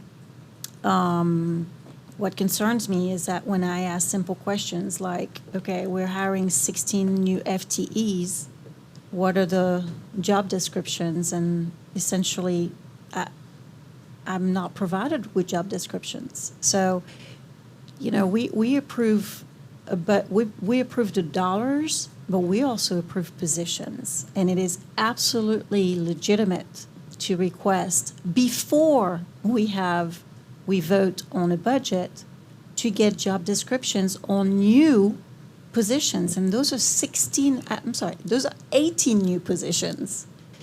So that's 7 times more than what that department has. 7 times more. We go from 3 to 21. And in very, very little information. So that's very, very concerning. Thanks. Mr. Brown, did you not provide that information in the work session that the job description would be that these guys are going to basically be facilitating our metal detectors? You can answer from there. I don't want to make you walk. It's been a long day. But did you not provide an overview for the board just a few hours ago at 4 o'clock? What those individuals would be doing for the district? I thought I heard that. Y'all correct me if I'm wrong. No, that's what I was just He did provide a description of what the function would be, and that our goal is to get a stronghold on the safety of our school buildings, because not one of our schools are built the same. We've got buildings that's got several entrances and exits, and we've got to look strategically at each one differently. But you did provide a job description. Am I correct? I just wanted to make sure I wasn't the only one that heard that in the session today. You weren't. Okay, Commissioner Myers. And also on that note, I noticed that the teacher and staff for 90 days, 6 days is 500,000, but we got 218 vacancies of teachers. So there's a possible chance that we might need some more money in that budget throughout the school term when we get some more teachers, correct? Well, they would have to earn the 90 days first before they'd be eligible for the payout. And if they do? Well, that'd be probably 4 or 5 years from now. Okay. Okay, Commissioner Clyburn, did you have your hand up? Well, I was just going to elaborate a little bit about the security plan and all of that. And, you know, we shouldn't get, really specific on what people are going to be doing. I wouldn't think either, but just to know that these positions are going towards improving the safety across our entire district, which is a very large district with a lot of schools, with the increased risk and issues that we have, just across our state, but I'm thinking locally, that we have locally. This is not, some menial project. So these are major concerns. We talk about what's going on in the news every day. Our children, kids dying. So I don't understand what the issue is. And I know people want to know specifics, but sometimes it's not safe to know each and every detail of a security issue. I'm not talking about classroom instruction. I'm talking about to keep our kids safe. Our professionals need to be able to do their jobs to keep our kids safe. So if you put details out of what a security plan is going to entail, would we not assume that the people that mean us harm will have a blueprint on how to harm us? Ms. Clyburn, Okay. this is different than what I'm Commissioner- talking about. I'm talking about positions. It's different. You gotta hire people, and people have to have a job description. The district is going to have to post on the district website a job description to hire those 16 people. That's all I'm asking about. Okay, Commissioner. We all Bi- agree that there are confidential parts. Chair. But you gotta have a job description for 16 people we're gonna hire. Commission- And nobody's provided that, period. Chair. Commissioner Bishop. Thank you. Mr. Carlin, as I hear Commissioner King's concern about what she says is no job description. If we did not vote those positions, 18, in the budget, when could they be put in the budget? Can't. They can't? So that would be 18. We'd have to find funding for them to put them back We'll have to in. find funding, okay, but that'll mean 18 But positions. 2 of them already have job descriptions since we have a position like that. Okay, so that means that a number of people who help with security would not be in the budget. That's what I was trying to get clarity on, so thank you for adding that. But Commissioner Bishop, Yeah. to the point, Yes, we know what the safety plan is in our buildings. Yes. We've already piloted the metal detector program. We know we need people to run those machines. Folk are not just going to come in the morning. They're going to come in throughout the day once we open the schools back up. Parents, et cetera, can come into the schools. So, we've been given a general idea of what their work is going to be because it's already happening in the schools now. We're strengthening what we already have. This district is 500 square miles. 2 people cannot do this work alone. We had 3 murders in this district. 3. Maybe not at certain people's schools in their area, but it happened. And it happened a little too many times this year. We have to make sure that our schools are safe. Just like we can make sure the stadium is safe for a football game and the basketball courts are safe for a basketball game, that classroom deserves the exact amount of attention. That's where learning takes place. That is our core business. Our core business is education. So we protect the court and the field and not the classroom? Madam Chair. At the end of the day, as I used to hear Vince Ford say all the time, education costs us what it costs. We need these guys in place before school starts. We need them in place before school starts. And we know what they're going to be doing. They're reviewing the safety plans at all of the schools. We got this information to make sure that we've got right evacuation plans in places for all 52 schools. There's a plan that is strategically aligned to each school, and it takes people to do that. That's why this is in the budget. Because we ask for the schools to be safe. The parents have asked, the teachers. Ms. Harris. Ms. King, I'm coming. Okay. It's necessary. Y'all, I'm sorry. I don't believe in the grandstanding. This is serious. People are burying their children. Weapons are on our campuses, whether we want to admit it or not. I've heard teachers tell me personally, book bags on the desk, and you don't know whether a gun is in that bag or not. But at least with the metal detectors, they know the classroom is safe. Some don't even want the metal detectors. Some don't even want SROs. But we're on the team. Ms. King, I yield to you. Thank you. So, As I was saying, these are positions. Those are government employees. I don't think they're the FBI. They have to have a job description. We cannot escape job descriptions. Those job descriptions, in light of asking for 16 new positions, which I'm not necessarily against. What I am against is not getting the information. See, we should have, Mr. Brown is a forward thinking and all of that. He knows his job. But so why didn't we get those job descriptions 3 months ago? How about 2 months ago? How about 2 weeks ago? How about 5 days ago? So I know. Nope. They're not there. We are a government agency. We govern by policies, and our policies said that we write job descriptions. And when we present a budget to a board of school commissioners, we are able to produce what we're asking for, which is 16 new positions. These are the job descriptions. It's non-existent. I'm not talking about not keeping our kids safe. Come on. I mean, this is really spinning things. Everybody wants our kids safe. And by the way, this job has been done by 2-3 people in that office, and we've been pretty darn safe so far.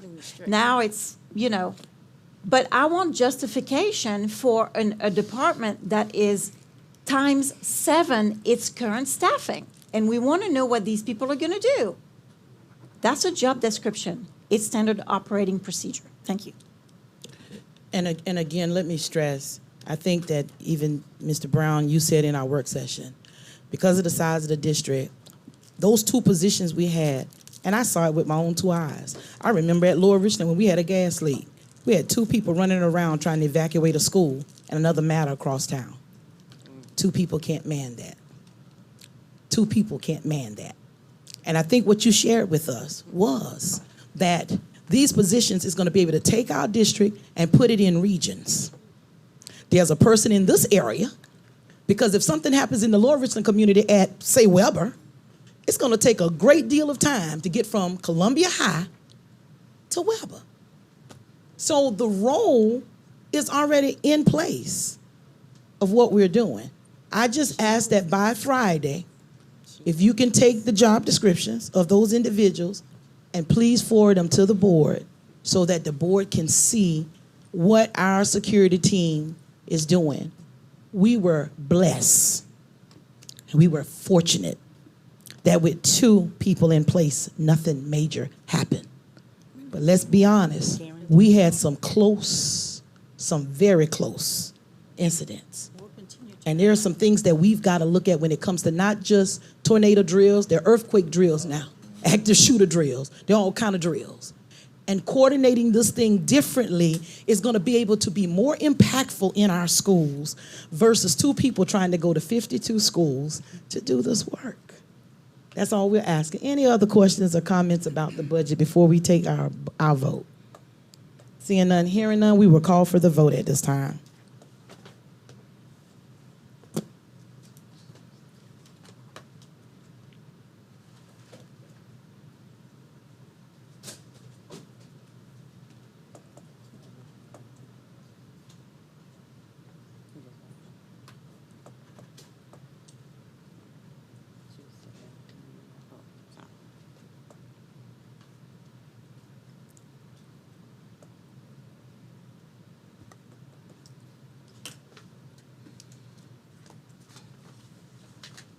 Let the record reflect the vote is unanimous, and the third reading approval of the fiscal 2022-23 general fund budget has been approved. Thank you, Mr. Carlin. This time we'll move on to the board report, which is 11.5. This is where the board has an opportunity to speak on their involvement in the community or things that they've been involved in. But before we get to that, I have been asked by members of this board, and I've been asked by members of my community, Lower Richland, to speak to some things that have been said out here. A lot of misstatements have been put out here. And I don't want anyone to insult the intelligence of my community in expressing their concern about the leadership of their high school with false statements such as P-card concerns. We don't have P-card issues in our district. And as our internal auditor has stated, and I really want to explain this because I had an opportunity to talk to some folk from my community. And after I explained to them the P-card, and I explained to them the Title I stuff, it's just amazing how we fabricate these mistruths to look like the saving grace of a community. When I've sit at this very table and advocated for my community, and I was told things such as, that's too much money to put down there. And someone alluded earlier to the folk being called thugs. No, it's hoodlums. Okay? And just a few weeks ago, an individual from my community was promoted. And a discussion came up about how awful the children were in my community, your community. I'm not hoodwinked, and I'm not fooled. And I understand the passion of my community because I share it. But what I'm not going to sit here and let nobody do is play games on your empathy and make you feel like they're in your corner. I sit at this table, and I asked for $550,000 to put a program at Lower Richland, Southeast, and Hopkins Middle. And guys, I had to fight a war for funding. When there are schools in this city that have programs costing millions of dollars. Not hundreds of thousands, millions. Between my high school and the two middle schools was less than 2,000 children. Was less than 2,000 children. And I'm told that's too much money to put in my community. And y'all correct me if I'm wrong, but my statement was the last time I checked, we pay taxes in Lower Richland too. Don't fall for the smokescreen. I understand your passion more than you realize. But there is no saving grace here. None. That anytime I sit at this table or whatever, there's discussions about how much money is going into your high school and why. So I'm going to be real clear. Many of the community members have come out to meetings and saw things with their own two eyes. The continuous battle. P-card. Two things going on. Number one, we had a P-card matter. We turned over the case. Am I correct, Dr. Witherspoon? You correct me if I'm wrong. The district turned over the case to the City of Columbia to investigate further. Number two, the P-card issues that our internal auditor, where is he? Has he left? So let me share something with you. Come in here in case I need you, Mr. Washington. We are fortunate in Richland 1 to have our own internal auditor who's our checks and balances. And he audits our procedures and protocols to make sure we stay in compliance. That's his job. That's what he does for us. And as I've heard from the State Department folks say, we have something in this district that they wish other districts had to ensure that money matters are handled carefully. And one of the things that I kept hearing someone say, and you correct me if I'm wrong, Mr. Washington, your report was 20 pages, correct? That report? It's about 20 pages? And that report grew to almost a 50, 60-page document with a lot of added bonus information that wasn't correct. There's been an attack for a long time across this district, and you all know the reason why. I'm not getting into that. But at the end of the day, the State Department did come in, and they did review our protocol. And I wanted to be noted on the record. There were no findings. Matter of fact, they told us, keep doing what you're doing. There's no reason to put the district on fiscal watch because there are individuals that wanted us placed on fiscal watch. That's not a fabricated story of merging us to Richland 2. The plot's been foiled, because everybody ain't in agreement with that. It's a lot going on. And it's sad. I'm going to tell you why it's sad. Because politics should not exist in what we're trying to do to help children, but it does. The stadium we got wasn't a part of the original plan. Am I lying? Y'all correct me if I'm wrong. See, so much mistruth out here. Don't be hoodwinked. Know the truth. Let's talk about Title I. Oh, you missed the deadline. Let me tell you what happened. We didn't miss the deadline. Anybody know about Power School? When you're all on Power School, what does the system do? Run slow. So what do you think happens when we're trying to put our stuff in and everybody else in the state? We got a call from the State Department. They saw it in the system. It just didn't go through. But guess what? This is the part they don't tell y'all. This is the part they don't want you to know. Where it didn't get submitted in that round, the money is already allocated to us. See, we have to provide a plan from the jump for Title I spending. Anybody knows Title I, how it works. You provide a plan. You spend your money, and then you get a reimbursement. The deadline that everyone is saying we missed was a reimbursement deadline. So what happened? How they say a blessing delayed ain't denied. We didn't get reimbursed that cycle, but we put it in the next cycle. Now, Sharon Matthew Hazel, you handle that shop for us. Am I lying? Am I correct or am I wrong?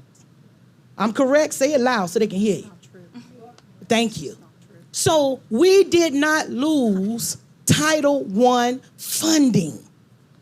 Guys, we did not lose Title I funding. Now let me go to something else. I heard I don't respond to emails, and I didn't this, I didn't that, and the other, all the stuff being said, because everybody ain't a part of this. Anyway, not only did I respond, our board secretary is sitting over there. Ms. Wilson, did I not send responses to my colleagues through you? Did I need you to speak to? Did I not? To all of them. So why mislead the people? Y'all.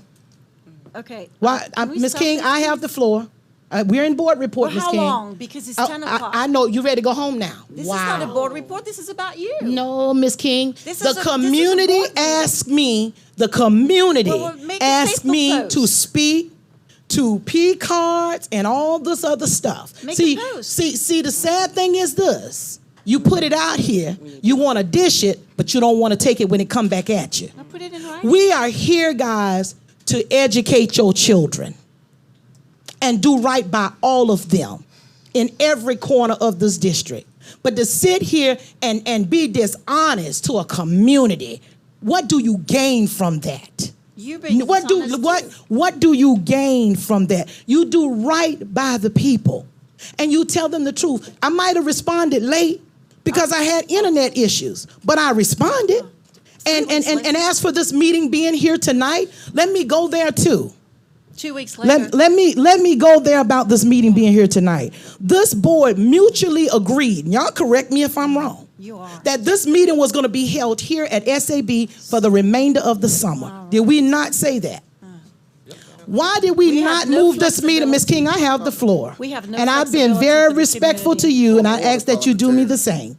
See, at the end of the day, ladies and gentlemen, see, folk don't want you to hear the truth. Ladies and gentlemen, at the end of the day, we had a hearing, a student appeal hearing, where the lawyers that represented this child, as well as the district, had already been informed in writing that hearing was here. We could not move the meeting.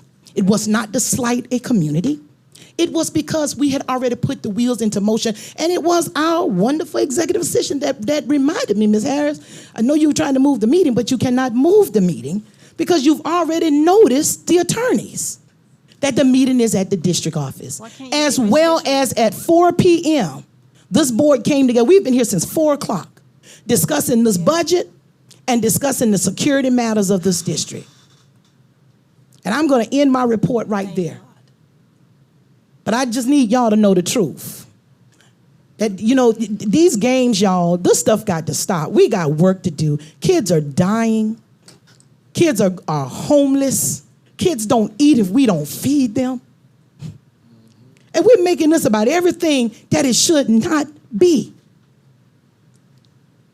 And pulling the smoke screen, oh, we the saving grace. Okay. If you know how hard we've fought to have programs, when you got the highest grad rate, they didn't even want to celebrate. I'm going to leave that be. Are there any other board reports at this time? Commissioner Lomanak? Thank you, Chairwoman Harris. I don't normally announce this because I usually don't know this far ahead of time, but I am going to miss the next meeting because I'm taking my youngest son to a college basketball recruiting trip. So I really apologize. I take that seriously, and if I could have scheduled it otherwise, I would. Some issues of equity were brought up, and I do want to point out that I have, since 2005, in fact, I started my nonprofit because I saw that students in the district needed more than what they were getting. And part of that is because students bring a lot of needs into the district. And I saw it as my role to help be part of the solution. I have fought for issues of equity in front of the legislature. Earlier in the budget, I think it was the first or second budget reading, I specifically said, when we allocate dollars, are we doing it by student or are we weighting it based on issues of poverty, for example, so that our local dollars are allocated in an equitable way? So I am always in favor of looking at how we can be more equitable in how we spend our dollars across the district, and is one of the reasons I've testified at the State House in opposition to some of the public education school funding bills that I think would absolutely destroy some of the schools that have students who need us the most, what I said earlier as well. I do want to bring up an issue that I would request of Dr. Witherspoon that you ask Mr. Washington to conduct an operational audit of the payroll system. And I'm not blaming any individual at the payroll system. I have no idea. It may be that the system that we have stuck them with is really difficult to use or is archaic. I don't know. But I do know this. I've got emails from teachers saying, I've been spent the last 6 weeks and 6 emails trying to get paid appropriately. I've got summer school folks who finished with this. This will be the last time I ever do summer school because I couldn't get paid this summer like I should have been. And then someone else texted while we're in the meeting, please ask why summer school pay is a disaster every single summer. I don't know what the problem is, but it suggests to me that this is exactly the type of thing that Mr. Washington can conduct an operational audit of and figure out where are the problems, because there are definitely problems, and I certainly do not have the answers. But given how many concerns I've gotten over the past 3 months, I wanted to bring that to your attention. And I thank you, Chairwoman Harris. Thank you so much, Commissioner Lomanak. Commissioner King? I think Ms. Myers had hers before me. You can go ahead, Ms. King. You have the floor. All right, so I think that, one of the things that would be great is, given the size of the district, Ms. Harris, that you keep bringing up, and we've chosen a model or keep a model of neighborhood schools, which puts us on the map of having more schools than other school districts, even though we have a smaller count of students. But, that means that we have more operations in some ways.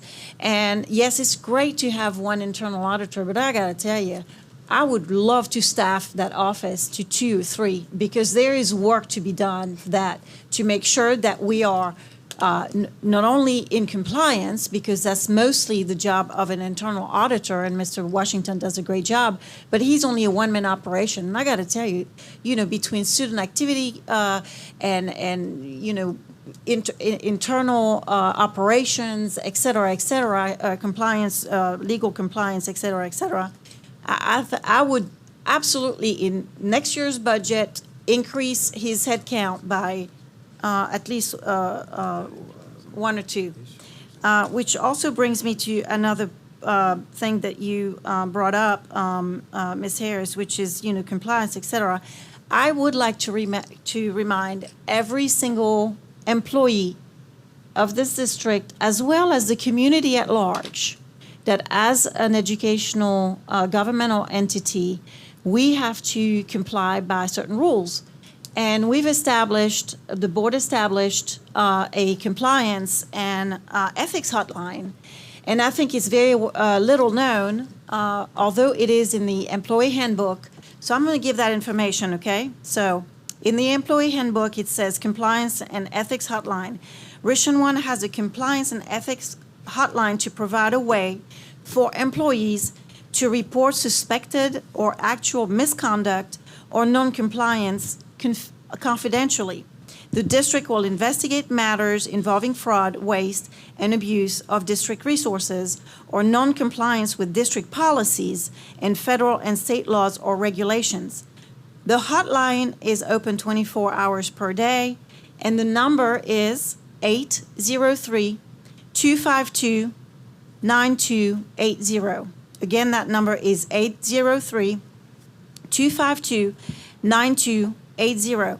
And I certify to you that actually every call that comes through the hotline is reported to the Board of School Commissioner. So for those who are afraid of, blowing the whistle or are afraid of retaliation, it will come to the board. So that's the end of my board report. Thank you. Thank you, Ms. King. Commissioner Myers? Thank you, Ms. Harris. I just want to talk a little bit about volunteering. I know the schools is about to open back up, and due to COVID, I noticed that a lot of programs probably got canceled or haven't had a chance to start back up and ask for volunteers in the schools and in the classrooms. I know due to COVID, the numbers has dropped. So I would like to just hear some more updates about volunteers and just seeing how can we get the community back involved. It have been like 2 years just to see how can we reach back out to some of them organizations, just trying to get them back involved with the school and the community. Thank you so much, Commissioner Myers. Commissioner Bishop? Madam Chair, I think every year you have issued a challenge to this board with the opening of school to go around to our areas and be visible. Would you like to talk about that now that we're so close to beginning the school? Just throwing it out there so people be prepared. I can. I think that everybody knows to get their shoes laced up. We hit all 52 schools within the first week of school opening. We've got 21 days, so we're not physically fit to walk. We need to start working on that now because we know a lot of those schools are like college campuses. So, yes, we do need to go ahead and put that in the atmosphere. All right, and last thing, Dr. Witherspoon, you're going to talk about any consideration for safety or prevention of COVID with numbers rising. I'll cover that. You're going to cover that? All right, thank you. Thank you so much, Commissioner Bishop. Commissioner Devine? Madam Chair and fellow board members, first of all, I want to thank Dr. Witherspoon and his team. We don't have the numbers yet, but I'm sure that graduation rate has increased again. Looking forward to hearing those reports at the end of the year like we always get. Appreciative of the board tonight passing additional options and opportunities for our young people with the increase of the middle school program over at Hand Middle School. That's the Montessori program, so thank this board for that. Again, it's more options for our language immersion, at Hand Middle School. So we want to provide those options for our young people and make sure that they get what they need in order to become better citizens. And also, we heard a report back in March regarding kindergarten readiness. Looking forward to that report once we have our board workshop coming up here shortly. So we want to look forward to getting an update report on that. Dr. Witherspoon, and I know it's going to be probably hopefully in your report that we've had a lot here tonight. We need to be excited and getting ready for the new school year. We will see staff on August the 9th. Some staff are already back. Some never left their buildings. And we want particularly our new hires to be welcome to the Richland One family, for them to be excited, get the positivity, that cohort of people who are coming in, getting ready for our young people. I got 3 young people personally that are ready to go at each level, middle school, high school, and elementary. And so they are ready to go and excited for the upcoming school year. I know we talk a lot about a lot of things here as adults, but a lot of these young people are ready to go. And I want to commend one of our community partners, as Commissioner Myers talked about earlier. There's several groups throughout the summer that are helping a lot of our young people continue with their character skills, with their schooling, with their academics. And one of those I want to highlight is the Booker Washington Heights Beautification Champions, headed by Miss Regina Williams, who is an advocate for that Booker Washington Heights community. She has a collaboration with the church, St. John Baptist Church, and Reverend Jamie Graham as well. Met with some of those students this past week. Looking forward to a combination this Friday coming up, and just want to say thank you and kudos to those who continue to work even during the summertime to keep our young people out of the streets, to keep our young people engaged. She and her team, Uncle James, got the football team going over in the Belvedere community, and will continue to work with us as our partners to move forward. And we want to thank them for what they do every day, because our young people need to be engaged during the summer. And Summer SOAR was another great opportunity for our young people as well. I know Bradley and Satchel and I don't know all the other schools that had it, but the ones I got a chance to visit, I saw young people engaged. I saw Fridays they went on field trips, field study and field experiences, and that will make a difference in those young people's lives. And I know that at some point we will continue to have conversations regarding the modified calendar, and so this was so important just for the next 2 years with some of our ESSER funds to ensure that these young people get what they need, because they need to be off the streets. They need to be continue to learn, because that's the only way we can get them to where we want them to be and where they need to be. But y'all, we got to get excited. We've had a good meeting tonight. I want us to continue to look forward to the new school year. I don't know what the theme is. I'm sure Dr. Witherspoon will share that with us when he and his staff is ready.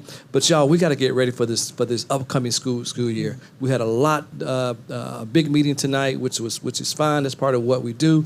But y'all, we got to get excited. And as Commissioner Bishop just said, I am interested in these COVID numbers as they are increasing, particularly for our young people and our older, vulnerable population, as they're coming back to school with our young people. We need to make sure that we address that appropriately, expeditiously, to ensure that we have the capacity in our staff that's ready to come back to us strong and committed back again to this organization. So I look forward to August the 9th, and then I think it's August the 16th when the students come back. And so I'm just excited, ready for the new school year. So let's just do it. I know it, right? Thank you so much, Madam Chair. I appreciate you. And Commissioner Devine reminded me of something I did need to share. I want to salute Bishop Wendell Sumter, who is a member of the Lower Richland Alumni Foundation, who put on an amazing gala on Saturday evening at the Convention Center, where alumni came back from the 60s, the 70s, the 80s, the 90s, and as they call it, partying with a purpose. The money that they have acquired, the schools within the Lower Richland footprint, those teachers will be able to apply for teacher grants, Dr. Witherspoon, to help cut the cost of our teachers having to use money out of their pockets. They can now get funding from that foundation to help cover some of those expenses, field trips, et cetera, as far as the money will allow until it runs out. But I just want to say kudos to him, Bishop Sumter, and his team. They did a fantastic job, and it was just beautiful. Those individuals that came in from the band that flew in was just amazed to see so many alumni coming together to raise money for their school and for their community. So I wanted to share that with the board. Commissioner Clyburn? Mm-hmm. Thank you, Chairwoman Harris. I'm not going to end on too sour of a note. You know, there's going to be some things in here. But I just wanted to, there's a saying in our community, hit dog will holler. Now, I know some of you may not be familiar with that, and some of us are sitting up on the board may not be familiar with that, but I know a lot of you out there are familiar with it. Now, some things have been said today that I think come from a place of self-servingness. I think they come from a place of an agenda to be made. And I just want to point some things out. I want everyone to go back here. A lot of us have access to the internet. Go back and look at some of our board meetings. Not just since I've been on the board, previously, prior to, just go back to the beginning of online services. It's on demand. Our board meetings are on demand now. And check the voting records of people that are sitting up here. Vote to see how your community is represented.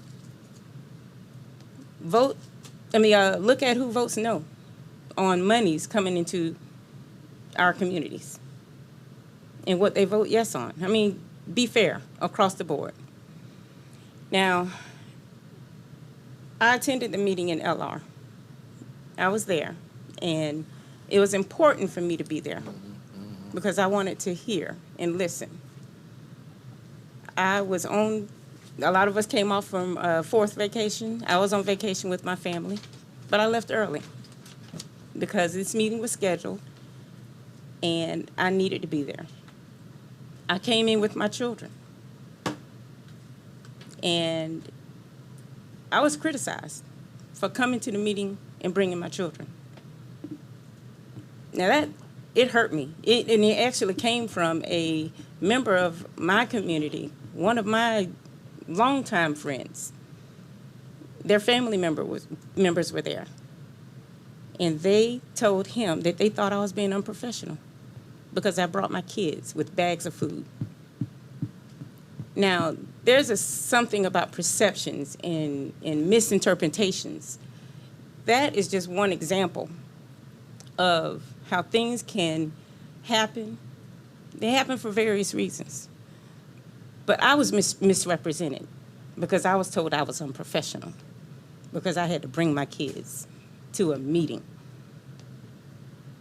And that hurt because it took everything for me to get there. Going down the country road with no reception, down the back roads of Lower Richland, a point was made on that today. But I drove an hour with my kids, no reception for 45 minutes to be there with y'all. And I don't regret doing it, but, it's just, we have to look at who our servant leaders are and what they're really doing in our communities.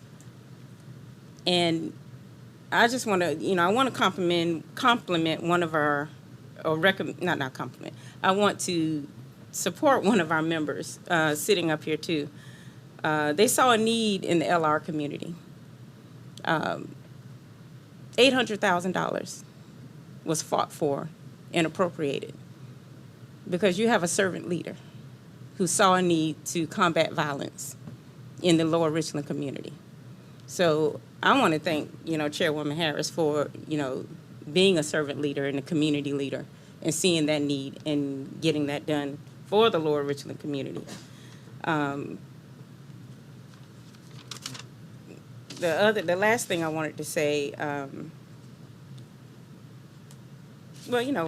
think I covered everything, actually. Okay, That's wonderful. it. Awesome. Yeah. Thank you so much, Commissioner Clyburn. Thank you. Okay, that has exhausted our board reports for tonight. We'll now move to the Office of the Superintendent. I got one more. Okay, Commissioner Devine got one more. Thank you, and I apologize that this will happen when you start naming names. I also want to thank Jennifer Cunningham and her group over off of Monticello Road who helped with a number of our young people as well. And also, although he's an employee, he's worked with our young people as well. Mr. Kerry Abel and his group over at Columbia High School, working throughout the district with some mentoring of our young men, taking them on various trips and letting them see different things and different field experiences, and those experiences make a difference to our young people. And so we know that will help them throughout their educational experiences as they matriculate through Richland 1. So again, want to recognize those two persons as well. Thank you, Madam Chair. Thank you so much, Commissioner Devine. We are now at the board, at the superintendent's report, which is 12-1. Dr. Witherspoon. Thank you, Madam Chair, and members of the board. First thing I would like to say, certainly appreciate our staff, and I think I say this at every meeting, and Dr. Long alluded to this, and I want all of our staff to know, and we'll talk a little bit about this at convocation, Commissioner Devine, in terms of going into this school year in a positive manner and getting at our core work. But as we've always done and continue to do, we ask for any individual, if there are issues or concerns, you can talk to us. The decisions that, certainly from the budget piece, some of those budget pieces, for example, came from our teachers through meetings, conversations, discussions, whether that's teacher forum, whether that was the advisory group that Dr. Long has, and the like. So those lines are open. I appreciate the board members, you know, and you all get calls and so forth, and we understand that that's part of the process. But I appreciate those board members who, in turn, you know, contact and say, hey, Mr. Superintendent, you might want to get someone to look into A, B, and C, and D, which we do. And again, we've yet to have somebody come back and say, oh, I was retaliated against, and so forth and so on. So what I will continue to say, any and everybody in the organization, you certainly have the ability to do that. And many in our organization take advantage of that. And I would say that to all. Also mentioned on compliance and Mr. Washington's work, and again, as the chair has spoken to, we are one of the few districts in this state, and I too appreciate Mr. Washington's work. I've even gone to Mr. Washington and, hey, we've got wind of something or what have you, and said, look into A, B, C, and D or what have you, and he does. But I will say, in terms of compliance, that's everybody's responsibility. And that's not the responsibility of one person. That is the responsibility of everybody to follow laws, policies, procedures, and so forth and so on. So that is embedded in any and everyone's department standard operating procedure. That's the first and foremost question that we ask when we talk about things. What does policy say? What do rules say? What do laws say? So forth and so on. You know, I wouldn't want anybody to say, oh, that doesn't exist. It does. We've always said, you know, this is a very complex organization. Are there things that, and we've never claimed to be perfect. And I don't think there's a perfect school district, perfect entity, perfect family, perfect anything. But we do investigate, we do those things, and again, I would say to any and everybody in the organization, you know, you are free to reach out, to give us feedback, ask questions, and appreciate those who have done it, and appreciate those that will continue to do that. Since our last board meeting, we published with our end of the year Spotlight One publication. This publication, Ms. York has asked that I hold this up, was mailed to all Richland One residents that highlight some of the many accomplishments made through the district during the 2021-2022 school year. And the Spotlight One is posted on our website. In terms of communications, I certainly do appreciate staff. We do some mailers and information out to families, but we do some larger mailers and information sharing on what's going on in the district to all residents in Richland One's footprint, and that is something we will continue to do. Summer is going very quickly. Our summer soar programs and camps end Thursday, July 28th, and they're 3 weeks away, and in 3 weeks from today. Wait a minute. Thursday, July 28th, and 3 weeks from today, it will be time for us to welcome our students back to school. Teachers will return to work on August 9th, and classes will begin on Tuesday, August 16th. Now, although our summer programs are ending this week, our nutrition services team will distribute meals for students next week. Parents may pick up meal boxes with 7 days worth of meals for their children on Monday, August 1st from 11 a.m. to 1 p.m. at the following sites: Carver-Lyon Elementary School, Carver-Lyon Elementary, St. Andrews Middle, Eau Claire High School, and Lower Richland High School. Additional information is posted on our website. The COVID-19 pandemic has had an impact, and continuing to have an impact, including affecting our mental health and sense of well-being. R1 Refresh, Connecting Mind, Action, and Attitude, will be held on Saturday, August 20th from 10 a.m. to 12:30 p.m. at Dreher High School.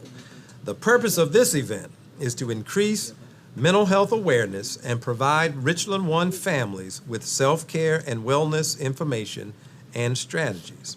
The event will feature dynamic speakers, interactive sessions, and several vendors, including Columbia Area Mental Health, the National Alliance of Mental Health, LARADAC, and Prisma Health. There will also be prize drawings, school supply giveaways, and light snacks. Additional details about the events and the registration link and QR code will be posted on our website, richlandone.org. Information will also be sent to parents. We encourage all of our parents to attend. I want to thank in advance our student support services and others as we look, as has been stated, as we look comprehensively at those aspects in impacting school safety. It is not just that physical safety, but mental wellness and so forth. So I appreciate our teams for continuing to look at that. Along those same lines, we will be having this fall some parent sessions through cluster meetings. This will be around some parent tips on engaging their students. And as we talk about the village, as has been talked about, our parents are certainly a part of that village. So we want to provide, starting this fall, some information sessions and some work sessions and tips for parents. In addition to the mental health piece, I want to thank our student, our family engagement specialist, the Office of State and Federal Programs.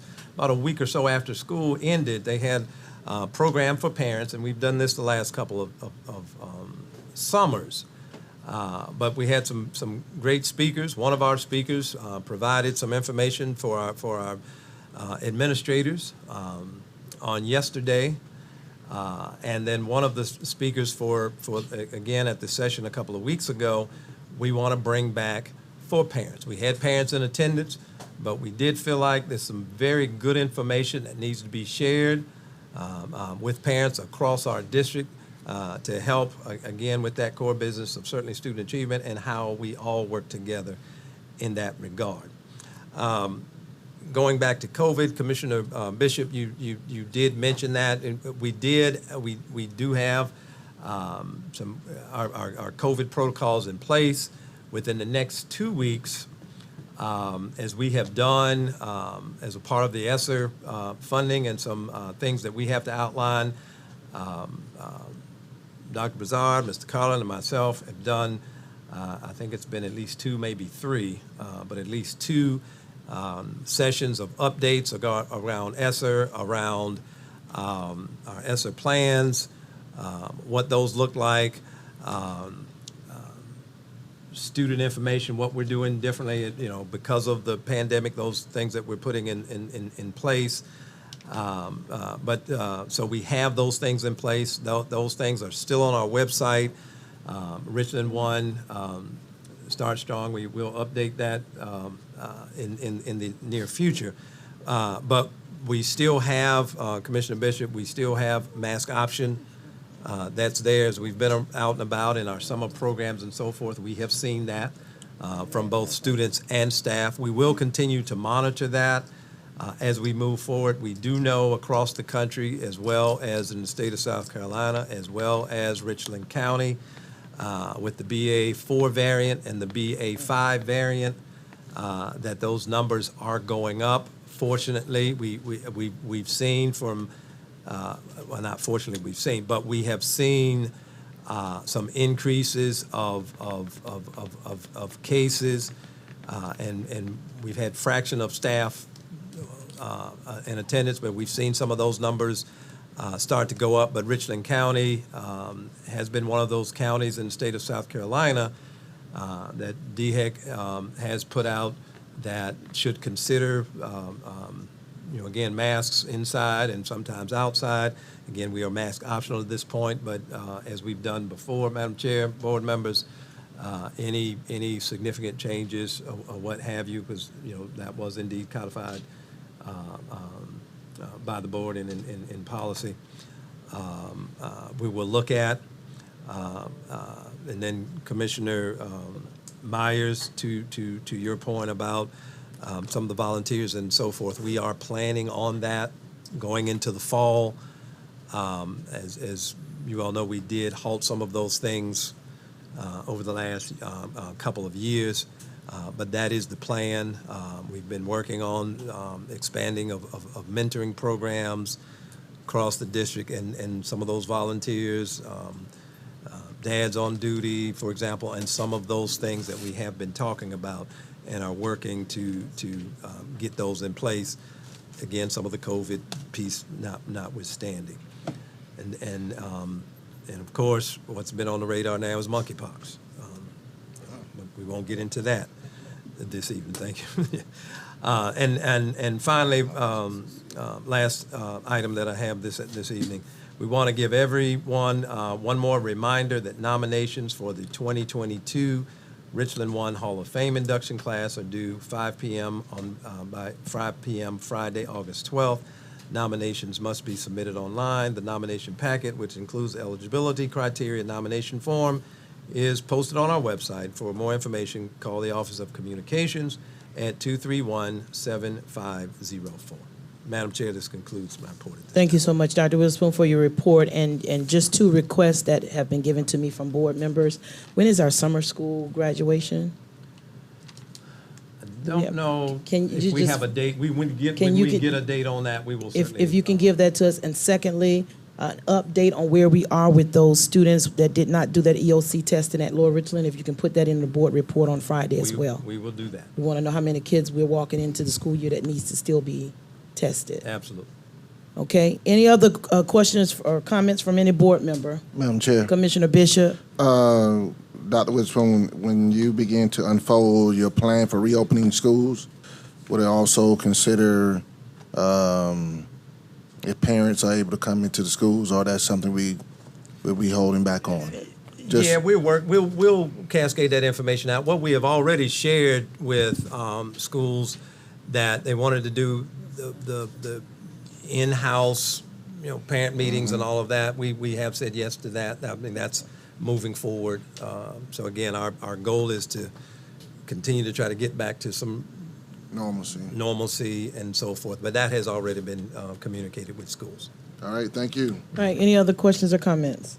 Seeing none, hearing none, we have one announcement before adjournment. Our next regular scheduled meeting of the Richland 1 Board of School Commissioners will be held here on Tuesday, August 9th, 2022 at the Stevenson Administration Building, which is 1616 Richland Street in Columbia, South Carolina 29201. And if there's no objection from the board, we can consider ourselves dismissed. You all have a safe evening.